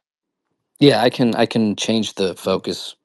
And I have this like night vision camera, and I've got some good night vision. There was one night where the orbs were just flowing, and probably got 6 7 minutes of just decent night vision video. But Yeah, gotta just put honestly, in the effort of getting it out. And hon- honestly, from my perspective, I mean, that might be backfill data or something, but to me, the critical thing is the optical binoculars, because, if anybody's used a real high quality pair of binoculars, you definitely, when you focus it, you're seeing what you're really seeing. If you can do the focus properly. But I mean, so that's like self-evident. So that's why it's really important. And I'm glad you were using binoculars. So you can make this comparison, say it's not the same as your camera. And then, but what just would be fascinating is, yeah, you've got your friend there. Now you've got a tremendous opportunity, and that would be really cool also, not just to use his camera, but let him use the binoculars while you use your phone, and then you film it, and before you show it to him or anything, you let him totally describe exactly what he saw through the binoculars, first, and then so that way you get his separate witness account and see if it varies any different than what he sees, on your camera, or the way you describe what you saw it. So, like, you each describe what you saw visually, and then you can compare notes also, well, with your phone recording afterwards. So you do like the binocular comparison with your phone, and then two separate cameras, and that would be, that's something that I haven't seen people doing in the spaces ever, and that's something I've encouraged people. Because I'll tell you one thing that's happening a lot of times: the cell phones can't focus properly; they go in and out of focus all the time. And so what then people do, and if they have an iPhone, I know some people are doing this. They'll have that iPhone set where it, how it's like the Harry Potter thing where the paintings moved, and you can set it on that setting. I forget what it's called, but it'll take many frames for just about a second or so, and you'll have all these frames of one single shot. And what it presents you is the one shot it thinks is right, but you can go through that 1 second frame by frame by frame, and people do have pareidolia, and what they're going to do is they'll scan through the frames and find the one that brings up the image of the face or whatever it is they're seeing in it. But that is something that the cameras do, and it's just part of the optics and the way the cameras work, because they're not able to focus properly. They go in and out, and then so people think the orb may be really big when it's really not, and it's out of focus, and then they do this other thing on the cell phone where they're picking out images that have that, well, have that in it, being appearing in it. But that can be replicated. Like, just think about looking at clouds. I mean, if you ever did that, that's like a really cool thing. I used to do that all the time as a child. Just spend hours under looking at clouds. Um, and you can see all kinds of beings and things from nature appear out of the clouds. It's really amazing. Or if you stare into bushes or trees, foliage, same thing. You can see all kinds of things pretty quickly if your brain's attuned that way. But anyway, that's all I wanted to say about that. So thanks for letting me talk. Thanks, VC. Thanks, Orbs. And I think we're getting close to wrapping this up. Carolyn, is that what? Yes. Yes. So we're wrapping it up. And I just want to say thank you, Orbs. Thanks for jumping in. Thanks for telling your story. I think you're going to be with UFO intros here coming up. Is it tomorrow?